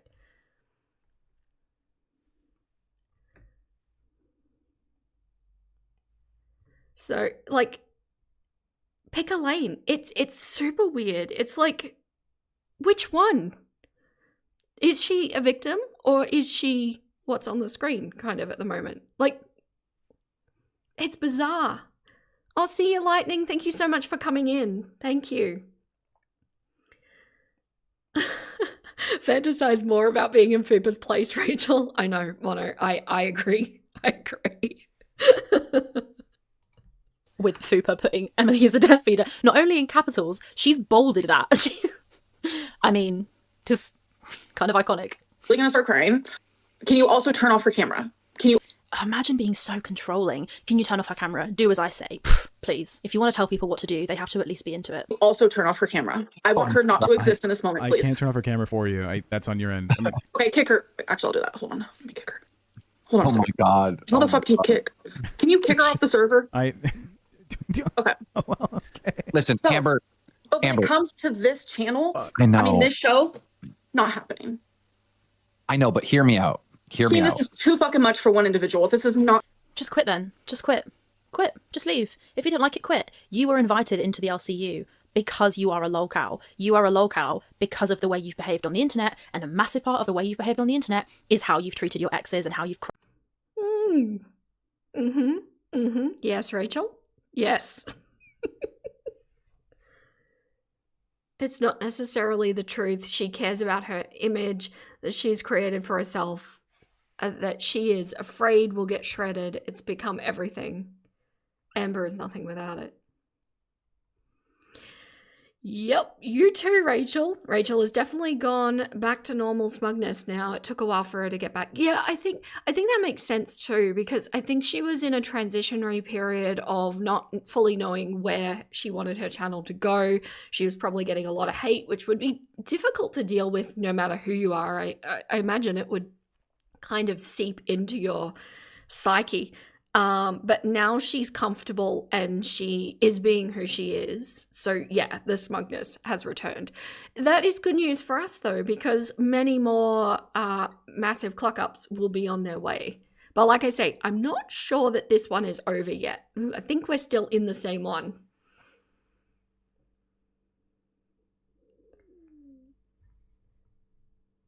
Rachel's the queen of all long cows. She's such a cocky, bossy little toddler.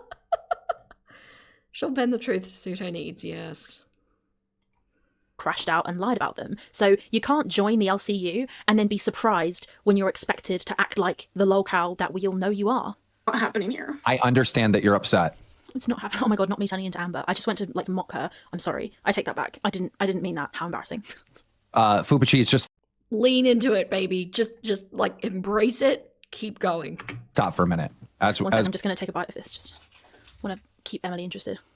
My whole thing is, as soon as she started talking to your detractors, like, I am not helping her, bro. I'm not helping her. Get that? But as a host on this show, I'm saying that is my boundary. Fupa texted me when it was me and Scooter and said, I have one boundary. And she told me what it is, right? Since then, I haven't mentioned it not one time. Not one time. Because you want to know why? I respect people. Tell another one. If the LCU doesn't work out, she can probably get a career in comedy, I would imagine. And I understand she's a fucking sociopath, but you're going to respect this, or I'm going to go ape shit on your fucking ass. She does continue to go apeshit. Also, isn't a sociopath when you believe something is the case that isn't the case, or something like that? Like, you think the world is a way that it isn't. I think Amber actually fits that definition quite nicely. And others. And others, yes. I don't care. Everybody already knows, Amber. Oh, also, no, that's not the definition, but it was funny having her say it. I just, Everyone already No, knows. you don't know. Fupa. You don't know. You don't know anything. Look, all the world knows, and you're trying to. I learned some of the lore about the current girlfriend today. It's not good. It's my really question not for good. you. My question for you. It's really not good. I mean, you can look into it and think about it, and you can try and give it some grace if you want. You can go, well, if I was looking at this with the most charitable understanding, it could be that Emily It could be that Emily isn't really into this. It could be that it was just for money. If I read the message where she tells Amber to go back on the GLP-1, it could be that that is proof that Emily isn't a feeder. But the proof that she is into it and she did take part in it is significant. So you have to ignore all of this in order to maintain belief that she's not a feeder. It's an extremely hard sell.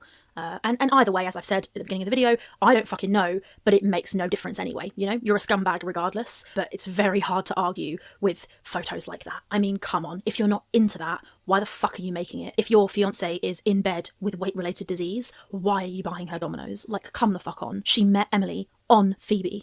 Like, not just FetLife, Phoebe, which is for FEMism. FetLife, cool, you can get all sorts on there. The hint's in the name, Is if someone does porn, no, I'm going to be for real right now.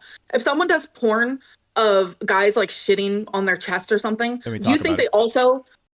Yeah, funnily enough, this is the one that Amber yells in. This is the Amber crashing out that I wanted to cover. So we kind of conveniently have Rachel and Amber's crash out happening at the same time. Now, hopefully Rachel is a savvy enough editor that she has mediated the volume levels. If she doesn't, I've got my volume thing just in front of me, so I'll try and do it the best I can, but she should have made sure to match her volumes.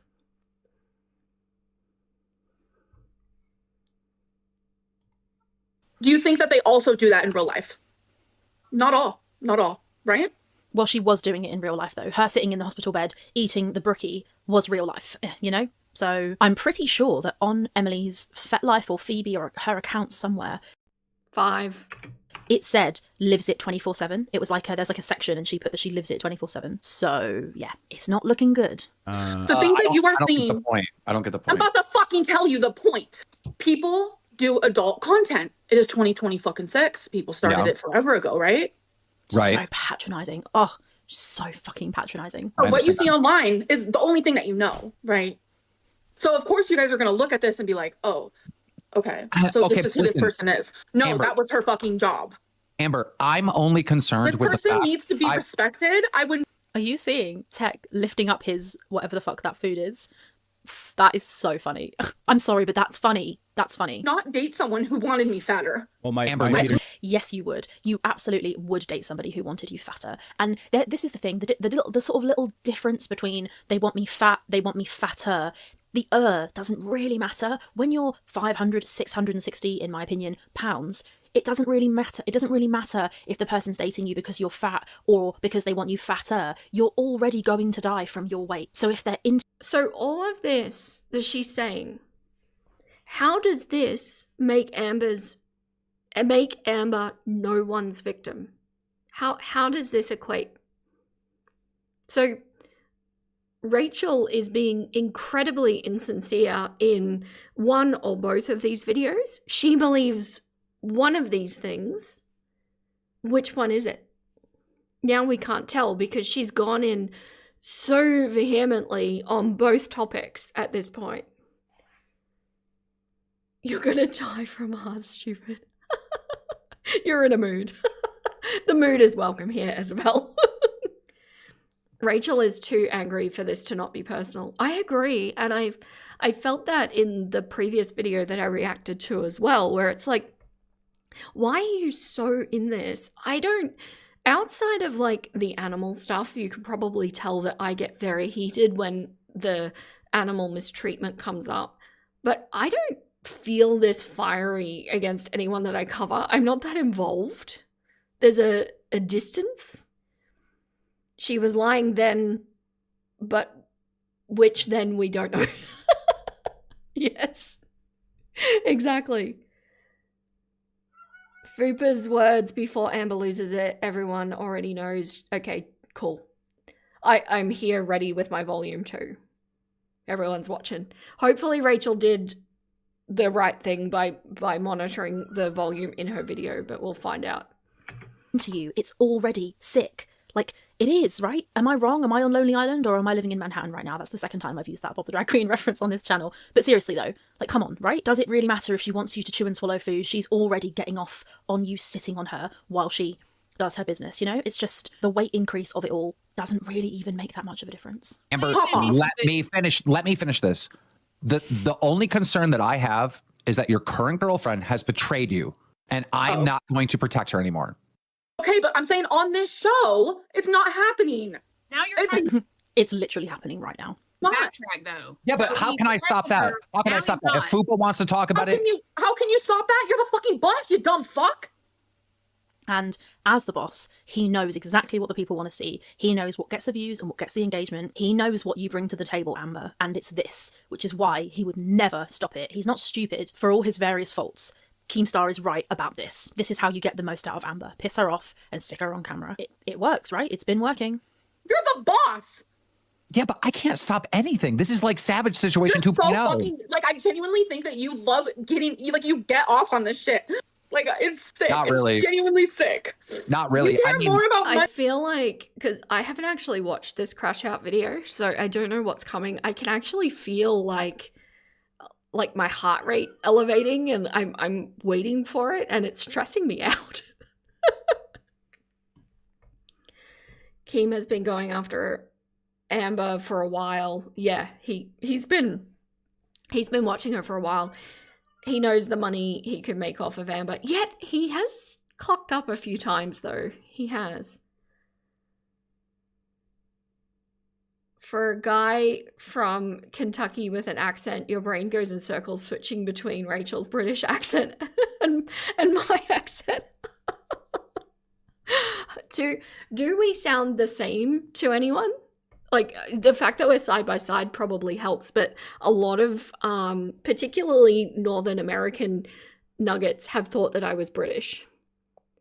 Which makes sense because the Aussie accent will be derived from Cockney specifically, which Rachel is not. She does not have a Cockney accent. It's stressing you too. I'm sorry, Iris. We could be stressed together. It's making you feel very anxious. It does. No, we don't sound the same? Cool. Although she is playing up her accent a little bit. She's making herself sound a little bit more posh than she has previously. Is Rachel confirmed? What do you mean? Gotta get ready for bed. No problem, girl, please. Thank you so much for coming in. I really appreciate it. A little the same to you. Eventually figure out I'm an Aussie. I am. I need the, like, feelings of people. I mean, duh.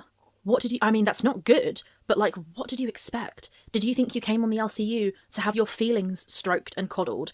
I think the fuck not. If that's what she expected, which it clearly is, she's an idiot.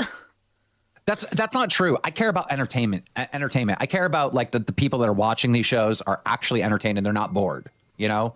And I mean, he's made it very clear there that he doesn't give a flying fuck about her. It's extremely obvious. She's saying, you don't care about feelings, you don't care about people. And he goes, that's not true. I care about entertainment. So he doesn't care about her. He's told her, he's shown her, if she stays, it's because she needs money and she has no self-respect. That's just what it is. Sorry. I'm telling you, as Fupa's fucking boss, you can say, Fupa, do not talk about this one fucking subject, and that's the end of it. She has. But why would he do that? You would have nothing to bring to the table. If we can't talk about your exes and your drama, there is nothing to talk about, as has been displayed over the last 12 years. Listen to your dumbass. Okay, 2 seconds. Amber, there's just a dono, ALR. You were the one that told us about it. How about 40? Then there's another dono coming in. Here's the thing. This is the main story going around with you. Your current girlfriend DM'd a detractor. It's the biggest story. Okay, if we want to talk about her going to a detractor, let's do it. But we don't have to bring up all the other fucking bullshit that's literally... You really don't see how they're similar, but yes, as a British person, you can tell Rachel's accent is fake. She's exaggerating some words in a way that isn't natural. Yeah, so I did get a little bit, just a tiny bit slammed for over-analyzing the way Rachel speaks, but it's really, what I'm about to say is derived of years of classical singing training where I can tell where sounds are placed, how they're being used, and it's really clear to me when things change. As clear as if Rachel had have bleached her hair blonde and you would notice immediately. I noticed the same with sounds. She changed where she places her voice from her earlier videos to now, and she's tightened up her mouth a little bit. And she's enunciating with her tongue a little bit more, whereas before the tongue and especially the lower lip was very loose previously. So she has absolutely modified. Why she's modified, I don't know. Maybe it's just to sound a little bit clearer. I do that in my, like, talking to you guys. I do dial down the Aussie accent just a little bit because sometimes I listen to myself and I go, whoa, how is anybody ever going to understand what I just said? Because we can really slur our words together.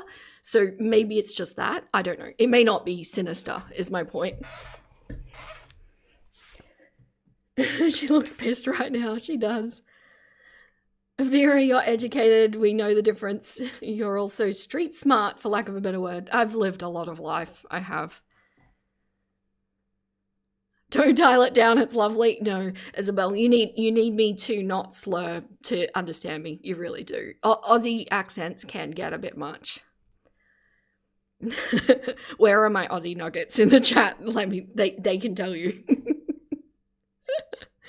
It's only slight though. Just enunciating so you understand me. Literally just a rumor. But I mean, it's not a rumor, is it though? It's not a rumor. There's proof. The level of narcissism and denying your own behavior to call it a rumor when you went on your channel and made these accusations. You said she wants to feed you till you die type deal. That's what she said. She said the how about 40 about the chicken nuggets. Amber added fuel to this fire. And not only that, she monetized that content. So this is fair game. it's Let's go part with the of stuff that's not... okay, but it's part of an Yeah, overall thing of her betraying you. This is not woman that you're about dating has me. betrayed you. She's talked to detractors so many times in the past, Amber. She has. Yeah, and the thing is, it's not just me. She spoke to me, she spoke to Snowflake, she's spoken to Andrea, who is just like some girl, some lady in Girl World, the one who lives in Australia, the older lady. She sent her loads of voice notes, which have been popping up recently on Twitter. She's spoken to so many people. She has flipped and flopped and gone back and forth and shared so many personal things. She has said things which are so embarrassing. I mean, the washcloth thing, the wiping thing. She literally said to me, Amber didn't shower very much, to be honest. So that alone, like, imagine. Enunciate your words. Your mum would always tell you there are spaces between words. Your secret skill is putting whole sentences into one word. What's funny about the Aussie accent too is that I think compared to other cultures, we are a fairly slow-spoken society, essentially, for the most part. And yet we still manage to slur it all together. Yeah, my Aussie nuggets get me. But the funny thing is, we do have really subtle dialects in Australia that you probably wouldn't necessarily pick up unless you are Australian, where you can tell roughly what state someone's from.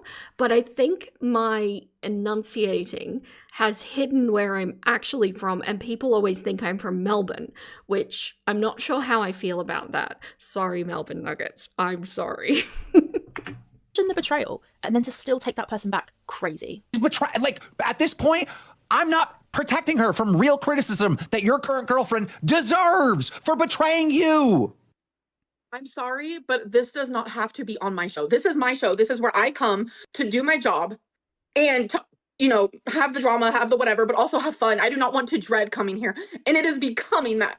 No one cares. Like, sorry, but no one cares. You dread it. You dread coming here. You dread facing allegations of your girlfriend being a feeder when you peddle those.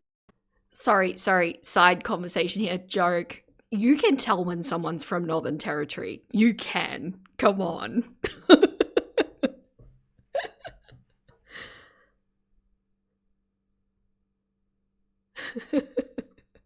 I love it when we talk accents in here.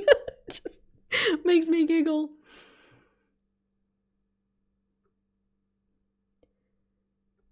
You wonder what Rachel's girlfriend thinks about her obsession with Emily. I wonder that too.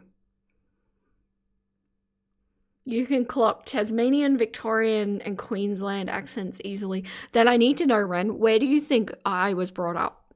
I have said it once somewhere, but I'm interested to know. What do I sound like? It's not Melbourne. You dated a Queenslander years ago and their accent was pronounced next to yours, and vice versa. You're Tasmanian. Tasmanian accent is really different to the rest of Australia. No, Rachel's not married, but as far as we know, she did have a very long-term girlfriend, like a live-in girlfriend, I think, but yeah.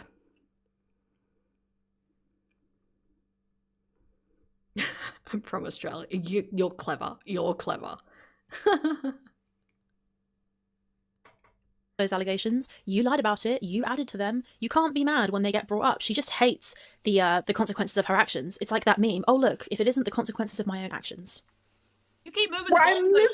First it was no one in the LCU can talk about this. Now it's but not on this channel. Like, this is so dumb. Like, trying to. You're fucking dumb, Fupa. No, you everybody already knows. But I don't want to talk about it. Yeah, that moment there where she just screamed. I'll put it again here. But I don't want to talk about it. The way she moves in, the way she grabs her hand like this. Yeah, that is some real emotion from Amber. That is upset. I agree. I get a reaction from that. Rachel did do a good job editing that. I'll give her that.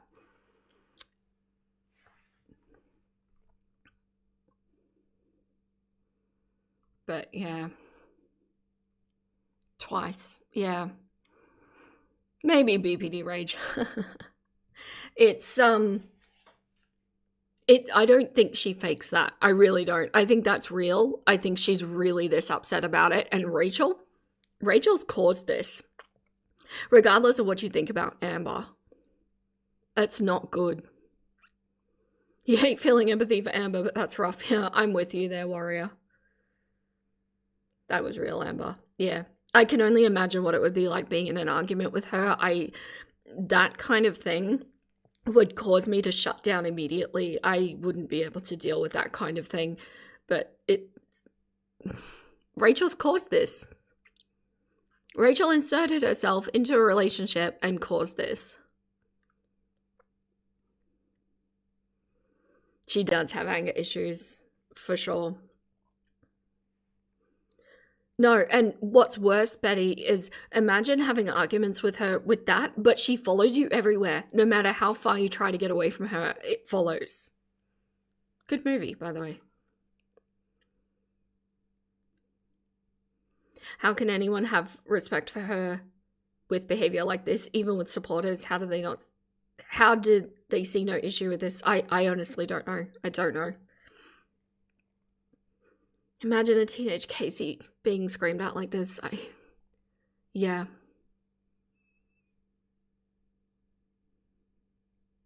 She is awful. Yeah. And see, this is why, because we've known this has been here. Amber's showed this before. This is not the first time we've seen this. This is why I look at somebody like Emily, who has been at the end of this, and go, why do you want to stay with that? Why would you want to subject your child to that? Why? I know, because, I know that, like, Emily is not just a victim in this, but this side of it, why would you stay? It's not like she's stuck in a household with her. Why would you want to stay? Why would you want to keep making up even after you've broken up? Yeah. Fupa seems to always get the brunt of Amber. If anyone watched How I Met Your Mother, it reminds you of how Robin always spoke to Patrice. Just screaming angry out of nowhere. Oh, that's great. That's a great analogy. I love that. It makes you feel sad. Amber shouldn't act like that for sure, but you also feel sad when people are pushing her to get there, knowing that's what they're doing. Everyone involved in this is wrong. I wholeheartedly agree with that. Predilection reasons, you guess, yeah. But imagine having your predilection take over your life so much that you put it ahead of your child. Just my opinion. I always go back to, why are you subjecting your child to this? Even though, like, right now I know the child is not being subjected to it, but it's online. Her mother has been, or their mother, I don't know the gender of her child, has been online with Amber with this. Yeah, I don't know. This angry way, this crazy look in her eyes, that is how she shouts at her partners. That is how she speaks to people. That is the Amber who screams at you in your face when you have fights. You can tell. Also, Emily told us that Wasabi and her other animals get scared when she's screaming. She just screamed like that in her tiny apartment in front of her animals. Jail. Like, that is fucking evil. I would never scream like that in front of Molly. Like, actually, oh my. You're British though. Do British scream? You're a very unruffled, unflappable community. I love it. God. It's so. Oh, she is a girl? Yeah, I may have instinctively known that. Thank you. So that's why I said she. Yeah, I hope the animals are okay. I kind of hope that the animals are used to it, where they don't react, but that's not good. That's not good. Emily's kid is so wronged in this situation. What a terrible situation for everyone. I agree. She ran out of excuses and resorted to rage. I think that's kind of the skill set she's got. I don't think she ever sought to improve herself more than that, because I guess at the end of the day, that probably works most of the time. Yes, British scream. You don't know you're soft-spoken. I just love this, like, unflappable, keep calm and carry on vibe that British people have. It's especially the older generations, I suppose, but anger is a very easy emotion, and it's a cop-out emotion, because when you're using anger, you're not dealing with a range of other things like fear, like disappointment, like abandonment, like disrespect. There's anger is an umbrella thing that really encompasses so many different emotions, where if you just got down to this, what Amber is experiencing here is she is horribly embarrassed that Rachel and Emily have been talking. She feels what's the word I'm looking for? Hard done by. That's not it. Sorry, my brain's just decided to switch off. Betrayed by Emily, and she's made it really clear that she doesn't want to talk about this because she's hurting, she's in pain, and now she's being pushed on it. So rather than communicate all of that that's going on, we're just going to scream. So it's a cop-out. You're not dealing with the big issue. It's the easy way out. Yeah, betrayed. Yeah, sometimes my brain, especially in live streams, just likes to go, we don't know words anymore. No, we can't access them.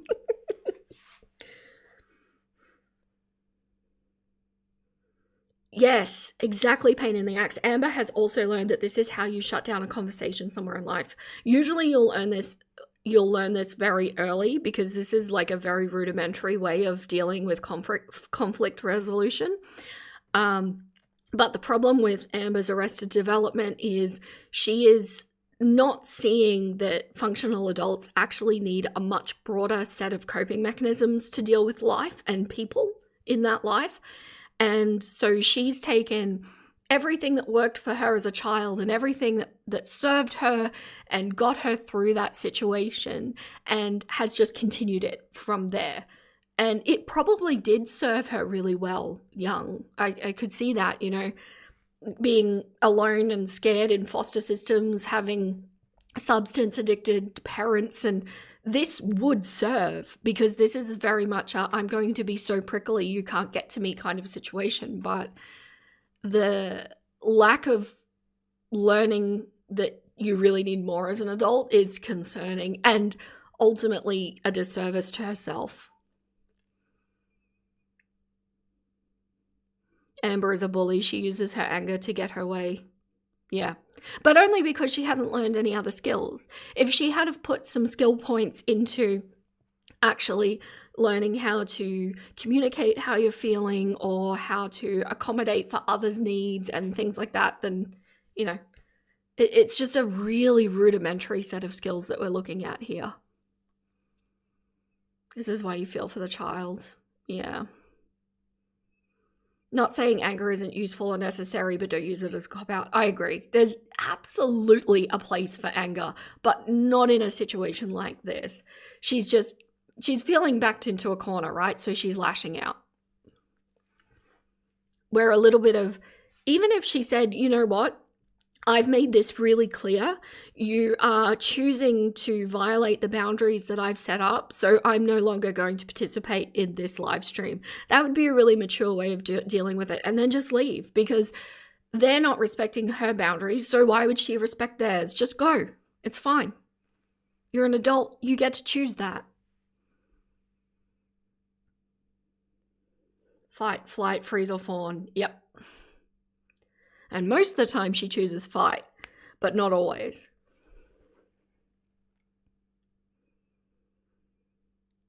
Grace Tame used her anger well in her recent speech. Oh, I'm not familiar with who that is. Amber is a very selfish woman. She has no concept of others' feelings. Yeah. And you could delve into the childhood and go, well, she kind of learned to be that way. It makes sense. But you don't continue it as an adult, or at least this far into adult. She really needs somebody to hold her to account, to say, hey, this is not how we do things as adults. Emily, ever consider her child will find this stuff one day, or someone shows it to her and will use it to embarrass her child? I don't know, Metal, but that's what I've been trying to articulate that you just did so much better. Where it's like, it's online. People can find this. We have seen Emily's face. So what's to stop a child stumbling across it, or a parent or whatever, and going, whoa, is that such and such's mother? Like, couldn't be, surely, right? And then it's all out. Just because the child may not be aware of it right now does not mean that they won't be at some point in the future. Grace Tame was Australian of the Year who didn't smile on command for the PM at the time. Oh, nice. That fully went past me. I didn't catch that at all. I love that though. I have this fiery rebellion within myself that really always wants to buck the social rules. And anytime, some of you may have actually experienced this, anytime you tell me to do something, I will absolutely phrase it in a kind and graceful way, but everything within me is railing against, going, no, don't tell me what to do, I'm going to do the opposite. No! I have to march to the beat of my own drum. I spent far too much time of my life doing what other people told me to do and doing what my mother told me to do, and I will not any longer. Doesn't mean I won't see reason, though. I am open to reason. Southern English people tend to be a lot quieter. Shouting happens occasionally, but full-on screaming is a lot more taboo. It does feel, it feels like a uniquely US thing sitting here in Australia, although I will say it's also common in the bogan population. Aussies will know.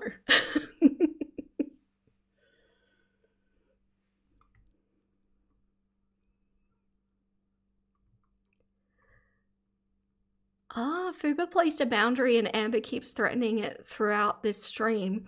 There's a beautiful moment where Fuba takes her power back and just tells everyone the boundary so Amber can't threaten again. Nice. For you, being told what to do usually means someone is trying to make you do something against your best interests. You totally understand. You're a rebel at heart too, Vera. I just like living by someone else's rules. Yeah, same. For me, that is a learned trait. That was me taking my life back after getting myself out from under my mother's control. But I like it about myself now, so I keep it. And sometimes, especially when I was first learning it, it's like I had to force myself to stand up for myself. It's like, no. I'm going to have to do what I need to do.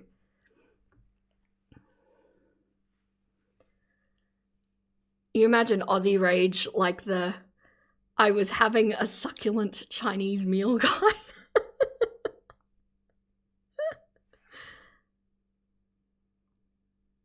Free bird here. Love that. Love that song too. So evil. Dogs can feel your emotions. They can pick up on it. If Molly was sat there and I screamed like that, that baby would be terrified. It's so wrong, man. She does not give a fuck about her animals. You can't behave like that. Oh, All right, too that's fucking late. Okay, here's the number one problem. You know that she just left and screamed. Like, you know, the second that camera went off, she just fucking screamed. Those poor animals. Those poor fucking animals, man. No one's saying this stuff on this show. I can't speak for the chat, but nobody's saying this stuff on the show to attack Amber. They're saying that's not true. Fupa is definitely saying it to attack Amber. That's absolutely true. Sorry, but it's true. To defend Amber. I don't know. Fupa just did a little nod. I don't think she's saying this stuff to defend Amber. Notice how much Rachel is stroking her hair in this. She has been touching her hair excessively since she came back to the Amber stuff. It's so much that it's visually annoying to me. People makes you laugh.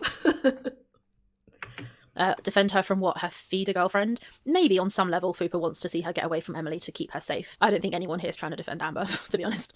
Well, it just needs to be exposed how terrible her girlfriend actually is. I've gone through and read almost every single chat from our stream on Friday. And toward the end, when we were talking about the whole situation, there was so much support saying Amber needs to address this because she needs to realize how bad the situation is. The stuff that I've learned about this person, right? It's awful. It's not good shit. And I get that she's like, it's my show. I don't want to talk about it. It's my 2 cents on the hair stroking. I think it's somewhere between self-soothing and vanity. I think it started as self-soothing, but she actually looks, I suspect her actual view of herself is somewhere maybe a little bit lower, because when she touches her hair, she also looks in a different place. So I wondered if she was looking at herself while she does it. It's your show and everyone wants to hear about it. Keem does show his face sometimes. I think he's not always in his studio, so he just kind of goes off camera. But what I find completely annoying about that is Keem does these little things to like build himself up onto a different level where it's actually clear that he is at a different level to all of the others, because he doesn't let anybody else not cam up. Horrible. He is in a horrible situation, right? She's being manipulated. She's being used. She's got to get out of this damn, relationship. And I don't want to protect the person that's like using you. You're muted. How am I muted? You're not now. God forbid. How am I muted? I mean, I'm here to tell you that I'm quitting. Quit then.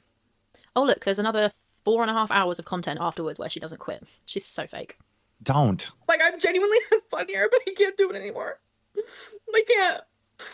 Don't I'm literally about to have an anxiety attack. This is why I think Keem has got her contractually obligated, because she's not missed a single stream, which, like, let's be honest, we all thought that she wouldn't last this long. And she's clearly suffering at the moment, but she still doesn't quit. I think she can't yet. And maybe it's just the income thing. Maybe it's because she hasn't got her channel back, but she's not working to get her channel back either.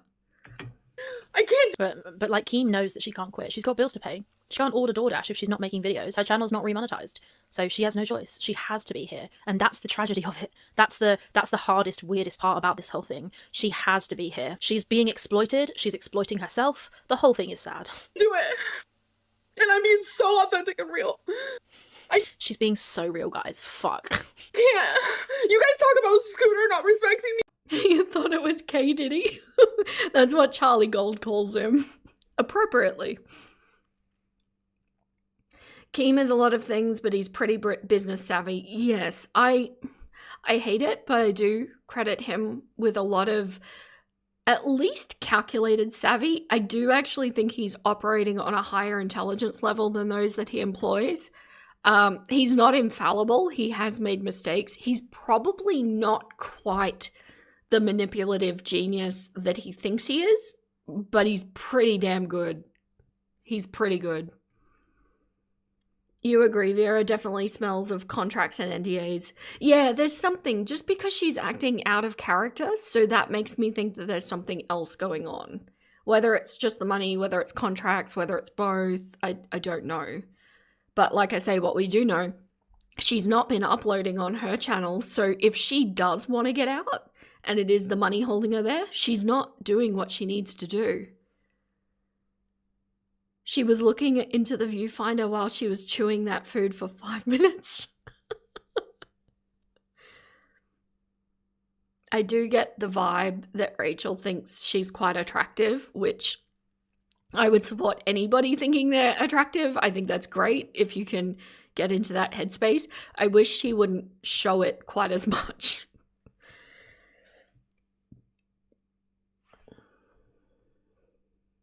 He probably has a higher IQ and a lower EQ. You're probably right.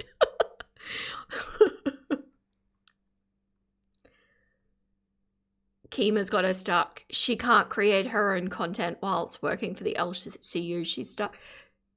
Why can't she create her own content? Are you saying that that's contracted? Because I know they're not allowed to self-promote. That's been mentioned. But as far as making their own content, I thought she could. Unless you're side-eyeing Amber's girlfriend.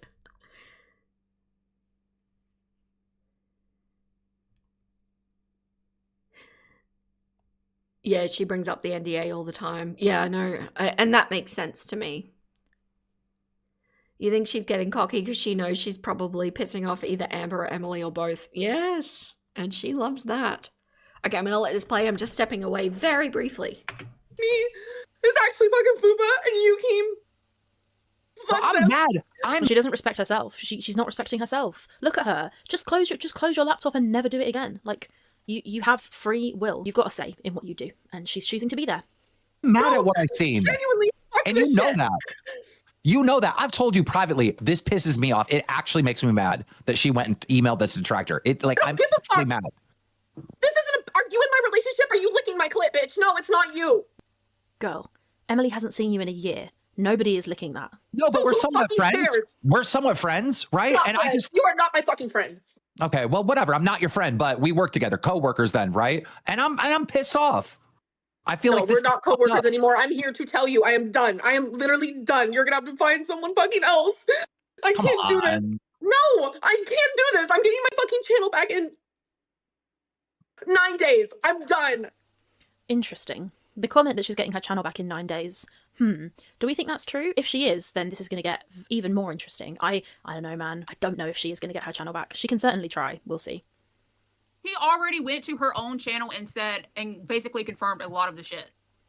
They're gonna What? Like, she did. She went on the live stream and said all of this stuff, as I've already shown you in the beginning of this video. flip that and use that against you. Use what against me? I'm getting my channel back in 9 days and I'm done. Everything they said you were going to do. I'll sing it in a song for you. Like, I don't care. I don't care. The way that I always go at the worst possible times. I have wireless headphones on so I can still hear everything while I'm stepping away.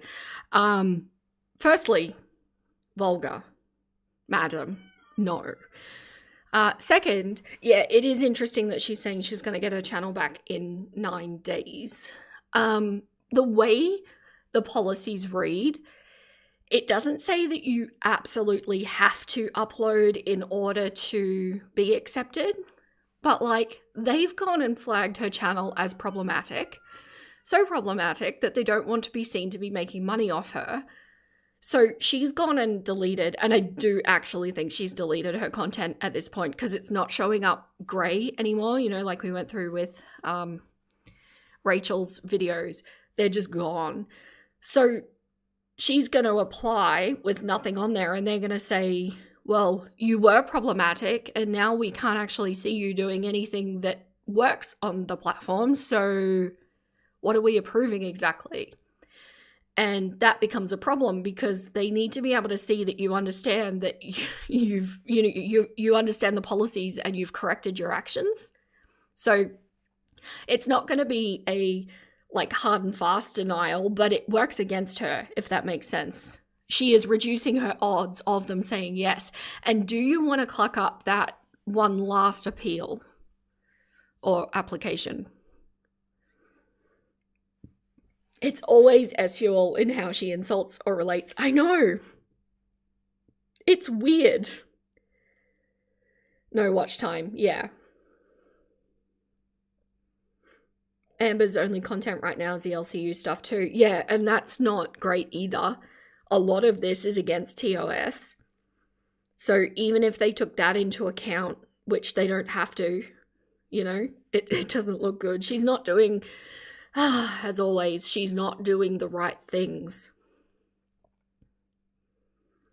That's what Geordie kept saying. He kept telling her to keep recording and posting. Yeah, no, they actually say it in their policies. I don't have it pulled up at the moment. I've gone through it a few times.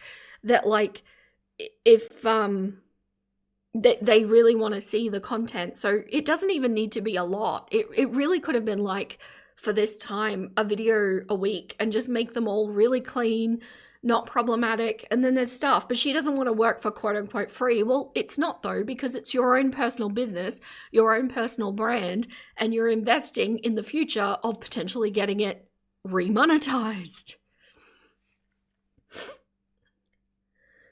If this appeal gets denied, that's it for Amber's channel. It's unclear, because it says you can appeal within...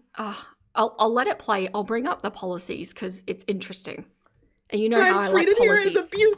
This is not fucking... But they're not... So that's not light. She's just sat there and said, the way I'm treated here is abuse. So she is claiming that this is abuse. So that makes you think. Every other time she's said, this happened to me, this was abuse, that was abuse, I was abused by so-and-so. It just shows that her analysis of what abuse is inaccurate. So any other instances of her claiming to have been abused also then come into question, because clearly she doesn't know what abuse is. Somebody showing evidence and speaking to you about something that you did is not abuse. It's not. You know what could be abuse? Throwing things and screaming in somebody's face. You know what could be abuse? Having a tiny traumatized baby dog sat on the floor next to you and screaming when that poor animal is there with nowhere to go. Sorry, but when it comes to animals, like, nah. Rachel and I agree on that. Hang on a second. Can we see this? Let's zoom in. Okay. So it says you can appeal this decision within 21 days or reapply to the program 90 days after suspension. So this is where Amber is coming up to. She's coming up to the 90 days. And see how this is different than what Salty's dealing with, because this is actually monetization is disabled. So Salty is going through a different set of situations. And it does say the next step is to edit or delete any videos that violate policies. She's done that. But where's the... There is a section that actually says that you really need to be uploading. Normally I have these things prepared when I come in.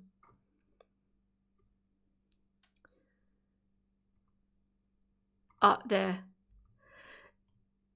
if you use your channel in compliance with our policies, for example, by uploading content that you have the right to monetize. So the uploading matters. It's not a defining feature, but it does matter.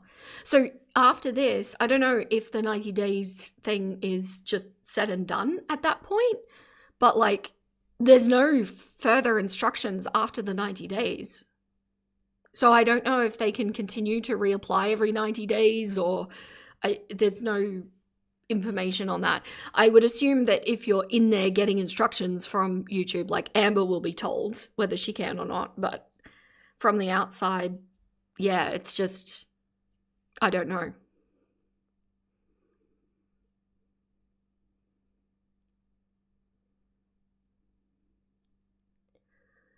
You know what could be mistreatment? Leaking messages you were asked not to. It shows you can follow the rules, proving you can adhere. That's what they want. They want to make the money. They want you to make the money, which makes them make the money. But they need to do it in a way that doesn't put YouTube at risk of fines for putting minors at risk. And Amber's in a tricky situation because her very essence, her being, is or could be seen as promoting a certain lifestyle that they don't want to promote. So if she sat down and started doing like Lego content or puzzles or, you know, anything that isn't weight or food related, you know, is it an issue that she has no watch hours from deleting? That's why I say they don't explicitly say it is an issue, but it's not helping. It's really not helping. You're not convinced she'll get remonetized if she's denied next week. Can she still reapply later? Yeah, that's what I don't know. I really don't know. Yeah, choosy. Do choosy. Nice and safe. Just not with food.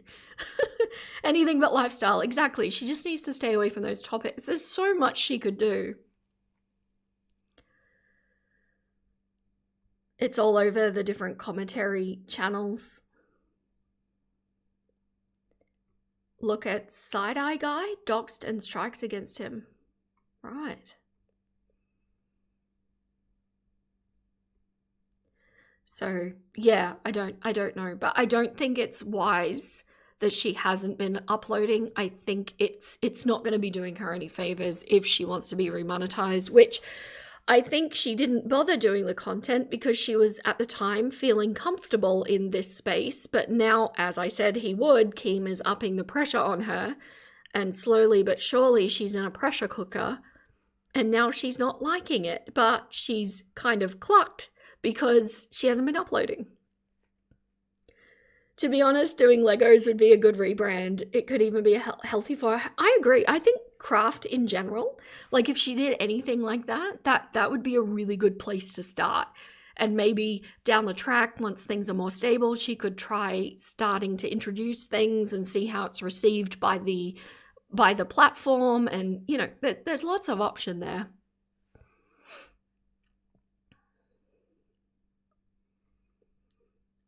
Amber already appealed and lost. Yeah, so she lost the appeal. This is the reapplication that we're talking about now, the 90-day reapplication.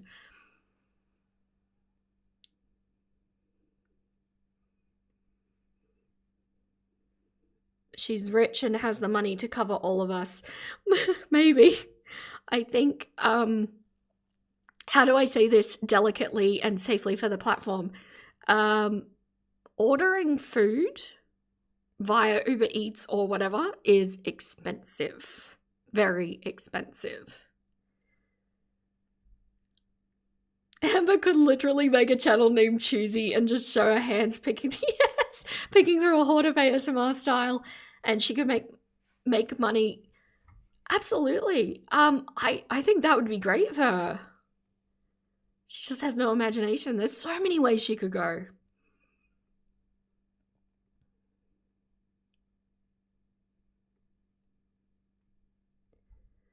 So if she's denied Aloe on this reapplication, that's what I was just going through in the policies. We don't know. It literally doesn't have any other information or instruction. once the reapplication is done. So I'm assuming that they will give her further instruction, but they don't make it public. And my guess is because YouTube always reserves basically all of the power for them to hold and make decisions and keep things vague in a way that they can kind of make a decision for one person one way and maybe not for another. So which is, fine. It's their platform. It's how they want to work. They all kind of work like that. But the fact that we don't have any information after that, it could just be a cold cutoff at that point. No monetization ever. Or maybe they let her go again in 90 days. Who knows?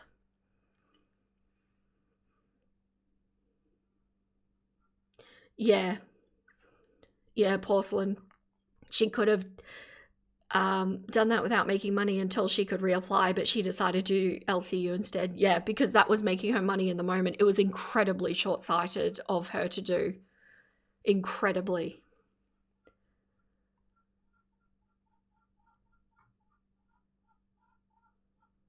$3K a month for Uber Eats is crazy. It really is. Like, ordering food like that is so expensive. I'm a frugal mother clucker. And I've discussed in videos, and people always ask as well, my husband and I at the moment on a grocery order, which doesn't just include food, but also like cleaning supplies and toilet paper and things like that. We are on $7 per person per day. And if you were to factor like ordering Uber Eats, now my Uber Eats information is quite substantially outdated, but back when I used to do it, it was like $30 plus per meal. So if Amber's doing that a couple of times a day, all of a sudden that $7 per person per day goes up to say $60 or more, $67 or more per person per day. It's not how you budget. It's just not. She could have been set for a really long time if I had have been able to get my hands on her budget. I very much would have enjoyed that. Teach you my ways. I should. People have been asking because I actually proved that it's even easier in, I know you're an Aussie joke. It's even easier in the UK and America because you can buy in bulk and you can, like, I don't have access to Aldi at the moment because I'm too remote. So it's like, you can't even do that. So I'm doing it the hard way and doing it healthily balanced with no meat products, even though I'm making replacement meat products. A $14 Diet Coke? No, you cannot do that if you need to budget monies. But yeah, I don't know. I got to the point where I was eating out all the time and I was working to support restaurants and I wasn't happy with that. So I would rather keep the money in my pocket. No, Aldi and Tassie, you have a place called No Frills. Yeah, but like in the UK, they have baskets of like old food that you can still buy. Like it's about to go out of date, but they mark it down. And the bulk purchasing power in America is amazing. Although I imagine the tariffs might be challenging at the moment. I did look at this before the tariffs, to be fair, in the US. You wouldn't pay a penny for Diet Coke.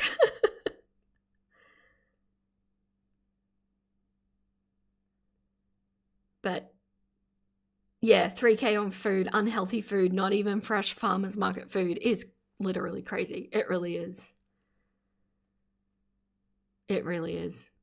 Like, it's funny because you look at people like Amber and I think people tend to think overnourished, too much food. But the reality is the food that she's eating, she probably has multiple vitamin deficiencies and it's just awful.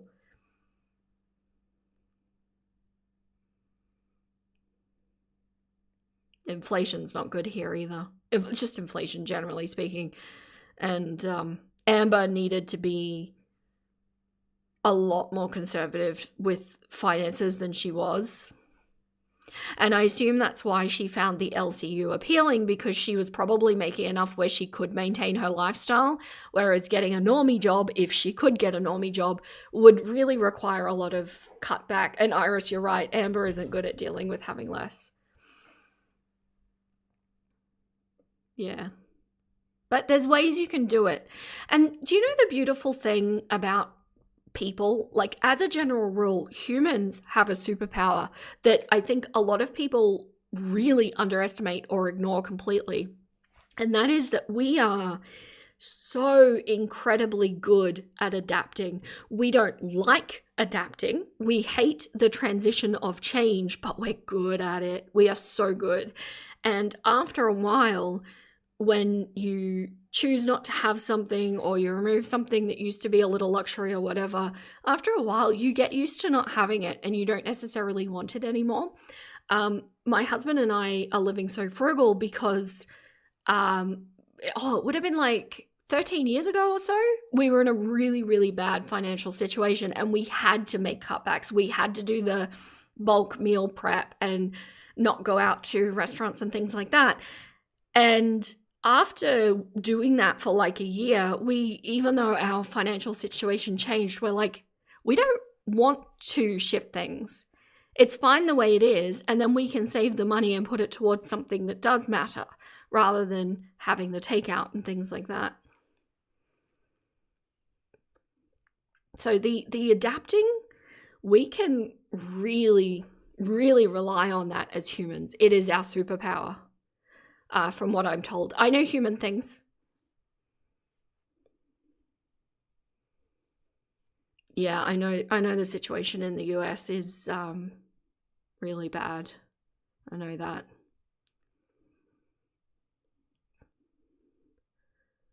Amber should use this time to train for a job, vlog the process, and find a job at the end that would be great content, and she can do YouTube on top, but no locale live. That's a good idea. I like that. There's so many ideas. If she sat down for like 10 minutes, I'm sure if she jotted a bunch of things down, there would be something on there that she'd want to do.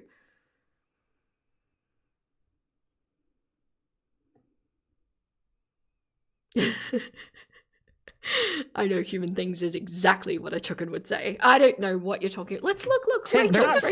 They're not saying anything about your current girlfriend to attack you, Amber. They're saying it in defense of you. My Fupa is here. Keem, they already had a plan. Fuck off, Tina. Not right now. Mood. Why is tech like such a mood?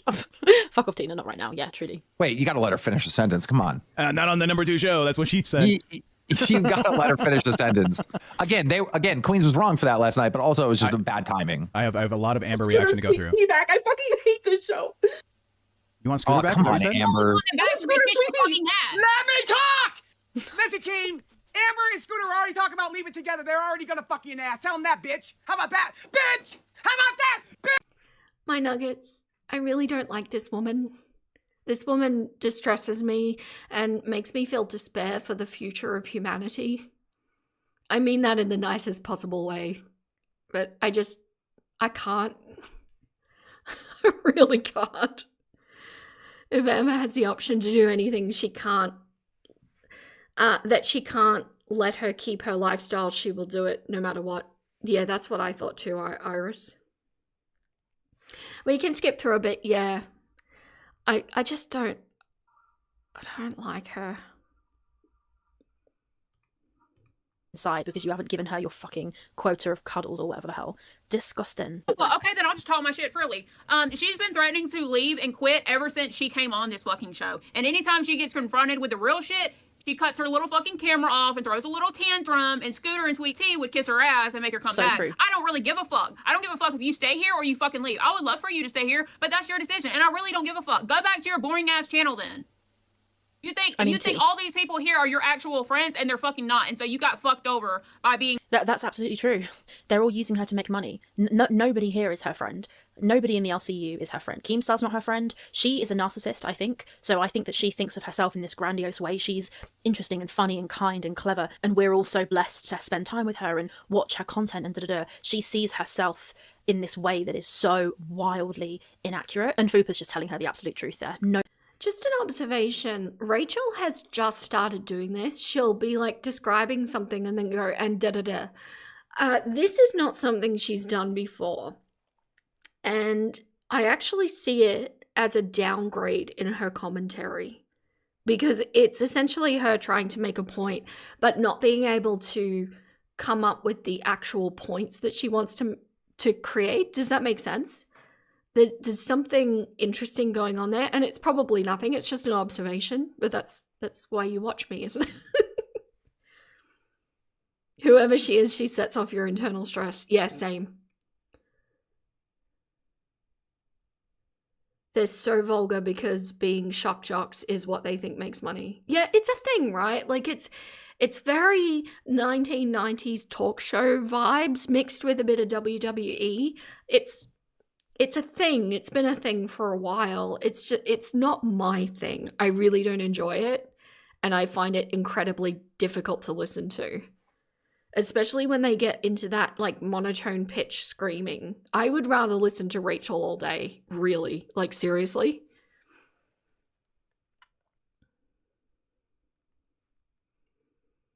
Timu Jerry Springer. You won't do back and forths like this, no. Jerry. I used to watch Jerry Springer before he was, like before that model came in. There were a few seasons that they did that were a lot more normal kind of talk show. I remember that. That makes me sound really old.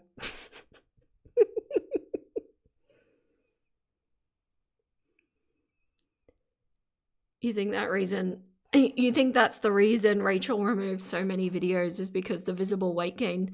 Oh, she has since getting so involved with Emily that nobody seems to be mentioning. I don't know. I think a lot of people are mentioning it, actually. Although, no, because that doesn't explain her really old ones. Unless we're also still subscribing to the Jack Reacher theory that my husband has.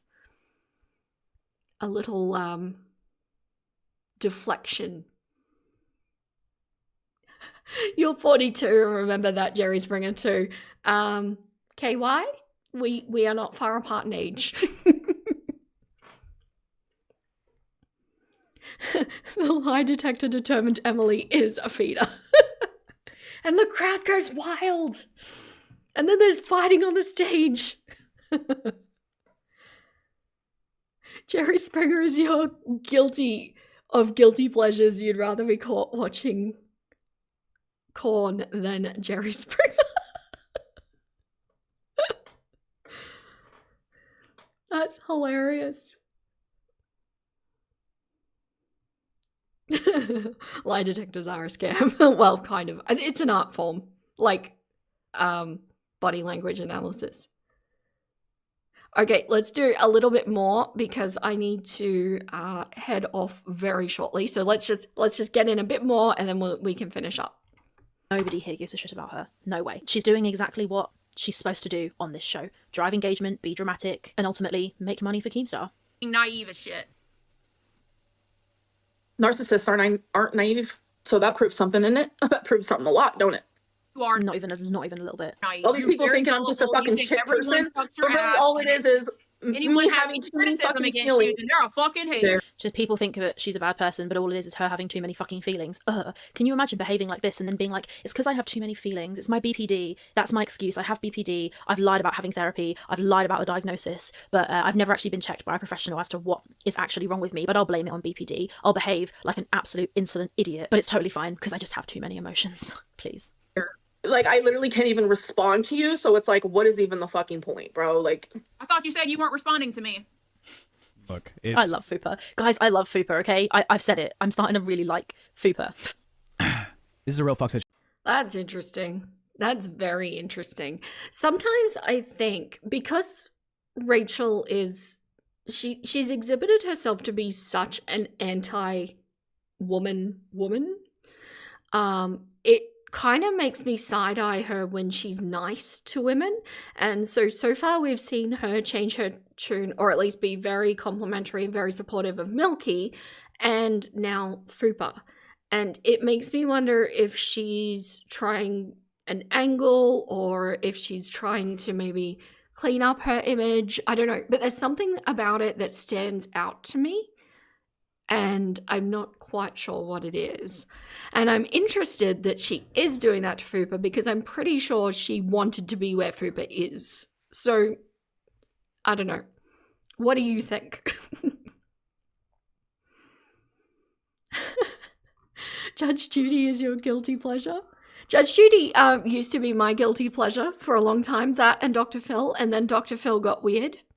And now he cannot be any longer. Dude was supporting things that he should not be supporting. Controversial take here. Amber may have been diagnosed by a quack. I was misdiagnosed one appointment with a psych who interrupted you, told you your sensory aversion and seeking were irrelevant. It's possible, isn't it? If you took a shot every time she checked herself in the viewfinder, you'd pass out.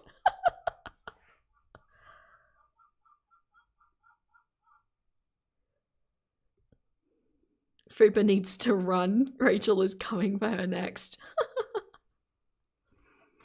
Who was on Dr. Phil? Phil isn't a doctor. Well, he used to have a psychology license, but he let it lapse.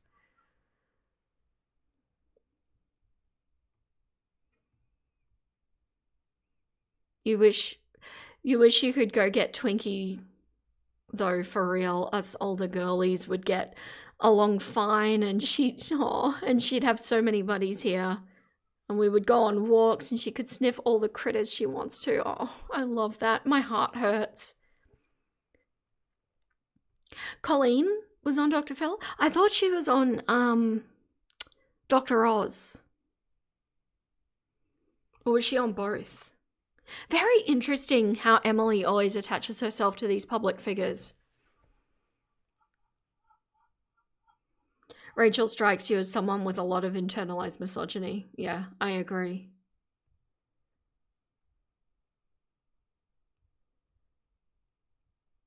You can see Amber actually having BPD even though she's never been diagnosed as far as you know. Yeah. There's something there. We all agree that there's something. We just don't necessarily align fully with what it is. And I do think it's because there's an element of like chameleon going on where she takes things on which can crowd like what it looks like. But there's clearly something, right?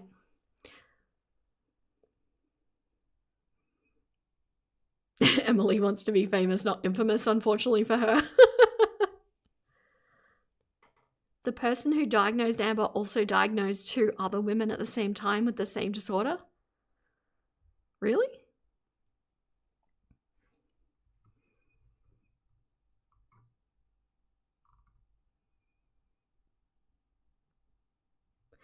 Yeah, Colleen was definitely on Dr. Oz.